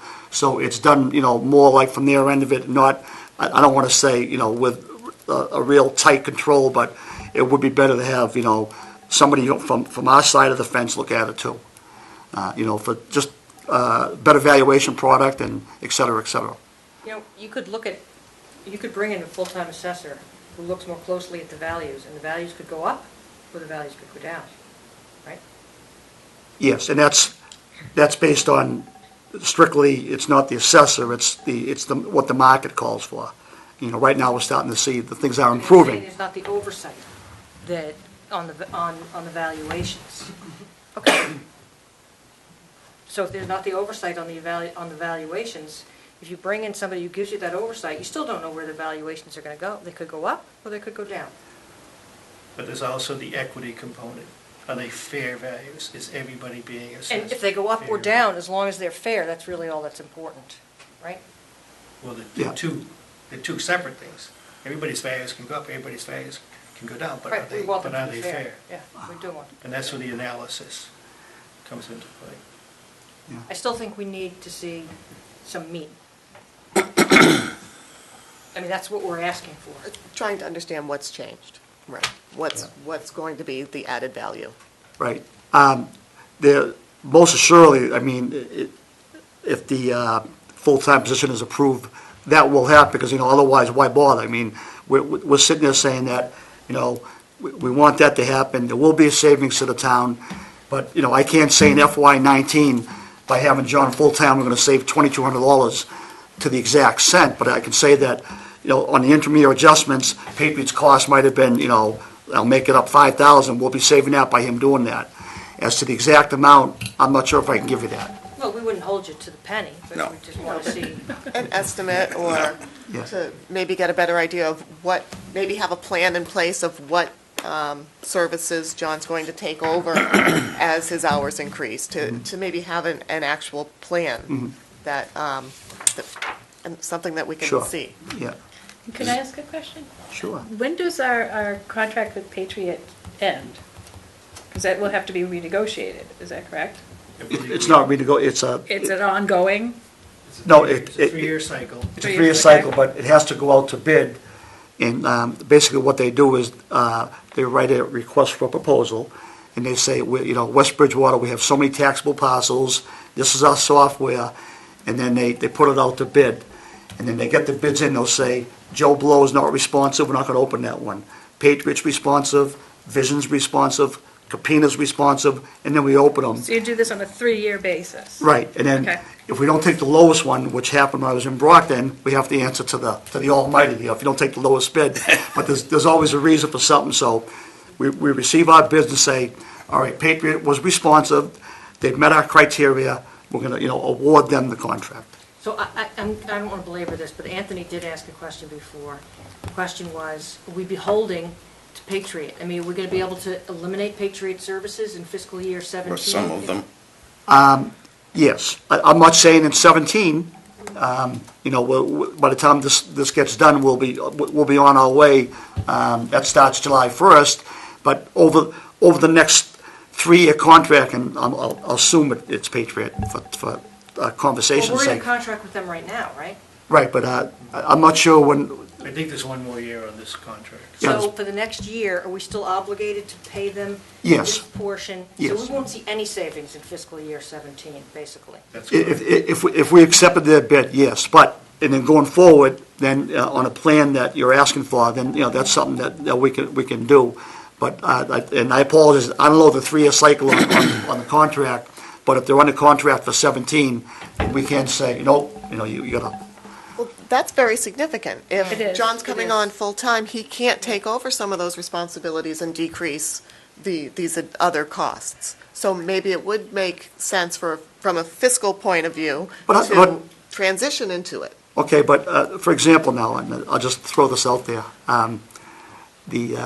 recently, a couple of years ago, and bear with me here, this is something John can do if he has the full-time position, is that I went to the tax court for the town of West Bridgewater with town council. I raised my right hand, I was the expert witness, the expert appraiser, and didn't receive a dime because I'm elected and that's what I want to do. I've done that, being paid, not being paid, and the appraisal fee there would have been maybe $4,000 to $5,000 plus hourly this and that.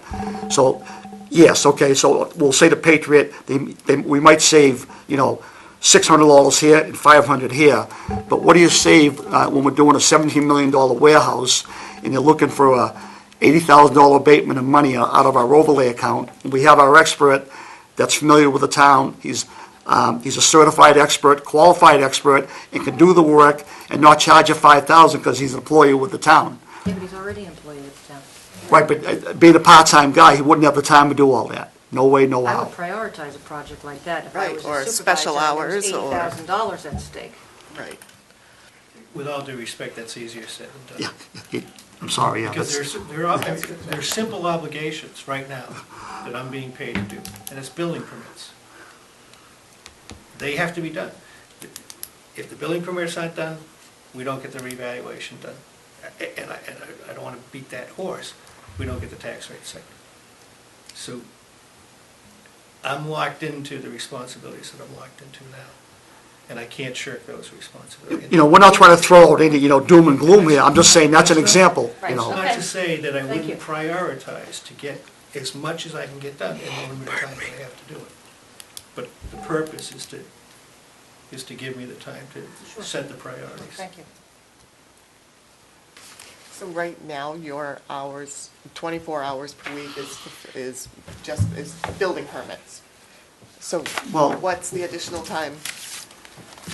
Uh, I'm just asking the same Yeah, question a different way. Well, just to go back to your point about the transition and the contract, I think part of the plan with the Board of Assessors is to get me transitioning so that when we come time to renegotiate the contract with Patriot, we can have an idea of how much analytical work I can actually accomplish in the time that I have beyond the duties that I have now.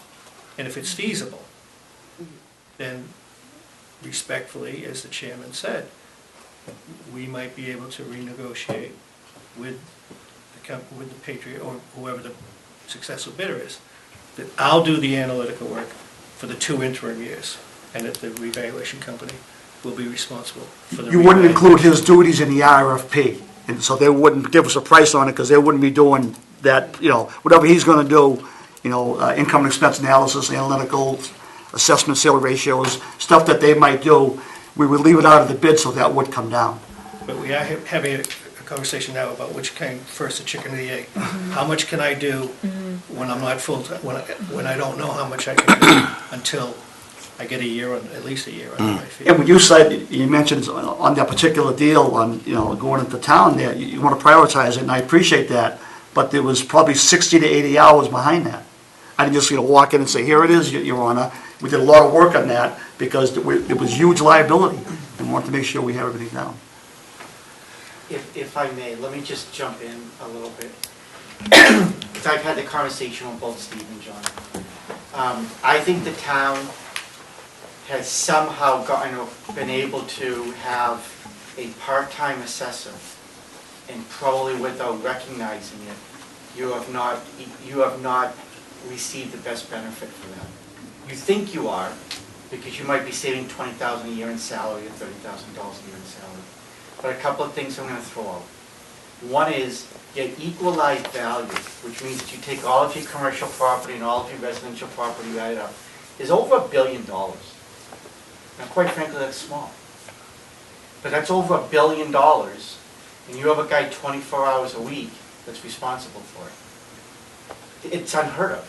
Now, I'm not saying that because everybody else does it, we should. But you can't find another town anywhere that for $1 billion of value, that you have somebody 24 hours a week that's responsible for it. So I'm going to give you a real-world example. Is a commercial property comes in, it's assessed at $3 million. It believes it should be assessed at $2.2 million, and therefore it's looking for an abatement of, say, $150,000 in its actual taxes. John's job is to analyze that request, make a recommendation to the Board of Assessors as to whether or not they're going to abate that or go to court and fight it. John has 24 hours. He looks at it and he says, I don't have time. So he says, you know what? This makes sense. And they vote it. And you just blew 150 grand. Maybe it should have been 130. Maybe it should have been 110. Maybe it should have been 70. Times it by how many properties. You can never, ever, ever determine exactly to the dollar what your savings would be by having somebody full-time that can do that analysis. Because they get in every single year a request for $300,000, $400,000, $500,000 a year in abatements. Mostly commercial. Mostly commercial, but there's residential as well. Somebody has to sit there, not Patriot Properties. Patriot Property is giving you aggregate for you once a year. They're not sitting there looking at the particular abatements. The board, now again, we're fortunate because Steve does this professionally. But that still only goes one so far.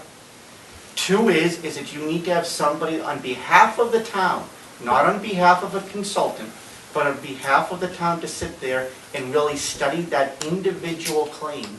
Because you can have 2 garages, both 2-car garages, both 2,000 square foot, which would be humongous, sitting on 2 different pieces of property and have different assessments because one has 4 windows and the other one has 2. Seriously. You can have difference of materials between 2x6 construction, 2x8 construction. And you know how you know that? You physically drive out there, you walk it, you look it, you study it. And if you're too busy, you don't. And then it might just be easier for $8,000, because somebody might just be looking for $8 grand on a $1 million property. And from a cost analysis, John says, it's $8 grand. I can invest 2 hours and maybe I'm going to come up with $8 grand, or I might not. Board, approve $8 grand, move it on, push the paperwork through. That's real world. And so when I sit there and I look at it and I say, does it make sense for a potential $1 billion of equity, of value that has to be assessed every single year, knowing that we get in $300,000, $400,000, $500,000 requests every single year for abatements? I need someone that's going to invest the extra 9 hours a week to make sure that the board is doing the right thing. And if not, that I need to go to court on every single case and spend legal fees, which is what we're doing. And don't forget too that, So just let me finish. So it's impossible for me to be able to do a real cost-benefit analysis on that. That's why, although they'll save some money on properties, on paper properties going forward, and in all due respect to Steve, he's smarter than me in this field, I think that that's cream on the crop, on the top. I don't care about how much we save. We will save, but I don't care about that. Because right now, my guess is that $30,000 more per year in a full-time, you might be blowing in abatements, and you have no idea, because he can't spend the time to physically go out to every single property and find out exactly why they're getting an abatement. And that's where the real value is in having a full-time assessor. I just want to put on the topic of what he just said, is that kind of though, by doing what David was just talking about, down the road, with that tighter control, and it serves the town well, is that on the overlay account that we put money away, you guys know, for the exemptions and the abatements, when we've done our job, and the check and balances, 5 years in a row, we've had a nice little overlay surplus. Now we can put it in the free cash or go buy the ambulance. So in other words, that saving, the town will benefit the board's progress in that by having some overlay surplus. Maybe not every year, but that's our purpose in life now, is to say, let's do our job and say, let's go to court here because we have to, or we shouldn't here. But in working with an overlay down the road after 5 to 6 years of a surplus, then the town gets benefit of that. Okay, I understand it much better now. It makes a lot more sense, thank you. Does anyone have any other questions for this budget? Did you explain the web hosting, why that went up? Yeah, just, like I said, I was blocking back then about putting our property record cards online, saying that the money was that the office was taking a little bit of money. And I said, the paper wanted to charge X amount for the maps and the property record cards. So we felt, let's kind of phase it in, and we'll put the property record cards on for a couple of years, which we have now. That's the web hosting, and that was $2,000. Now that we've become, through the all-over system of the state, the Mass GIS and tie and bond, we're ready now to put our property maps, our assessing maps online too. So now that, in other words, that cost could have been $5,000 3 or 4 years ago, but we said, let's phase it in the GIS, and believe me, it's become, I'm not the smartest guy in the world in that stuff, but it's become more user-friendly. So I think our wait was well worth it. Now the taxpayer can go in and look at their property and hopefully with the overlay maps, see exactly what they got there. So the web hosting increase now is the property record cards plus the property maps. Okay. Any other questions? All right, then. No, that was helpful. Thanks, guys. Thank I appreciate your time. you. Yep. Thanks. You guys do a good job, I appreciate it, thank you. Thank you very much. We appreciate what you do. John, thanks. My sister loves We programs. appreciate that. She emails Oh, Trying to minimize that. all the time, she's doing emails now and stuff. And I'm trying to prove She myself. likes Steve's the guy Yeah. that does We music. know you're yes, Renee. yeah. She's a star, and she loves it. She does, oh, that's Yeah, thank you. Yeah, fantastic. thank you. Take care. Have a good Thanks, night. guys. Have a good night. Good night. Bye. Who's next? Anybody want to make a motion? I make a motion to adjourn. Is there a second? Second. All those in favor? Aye. Aye. Aye, aye, aye, aye.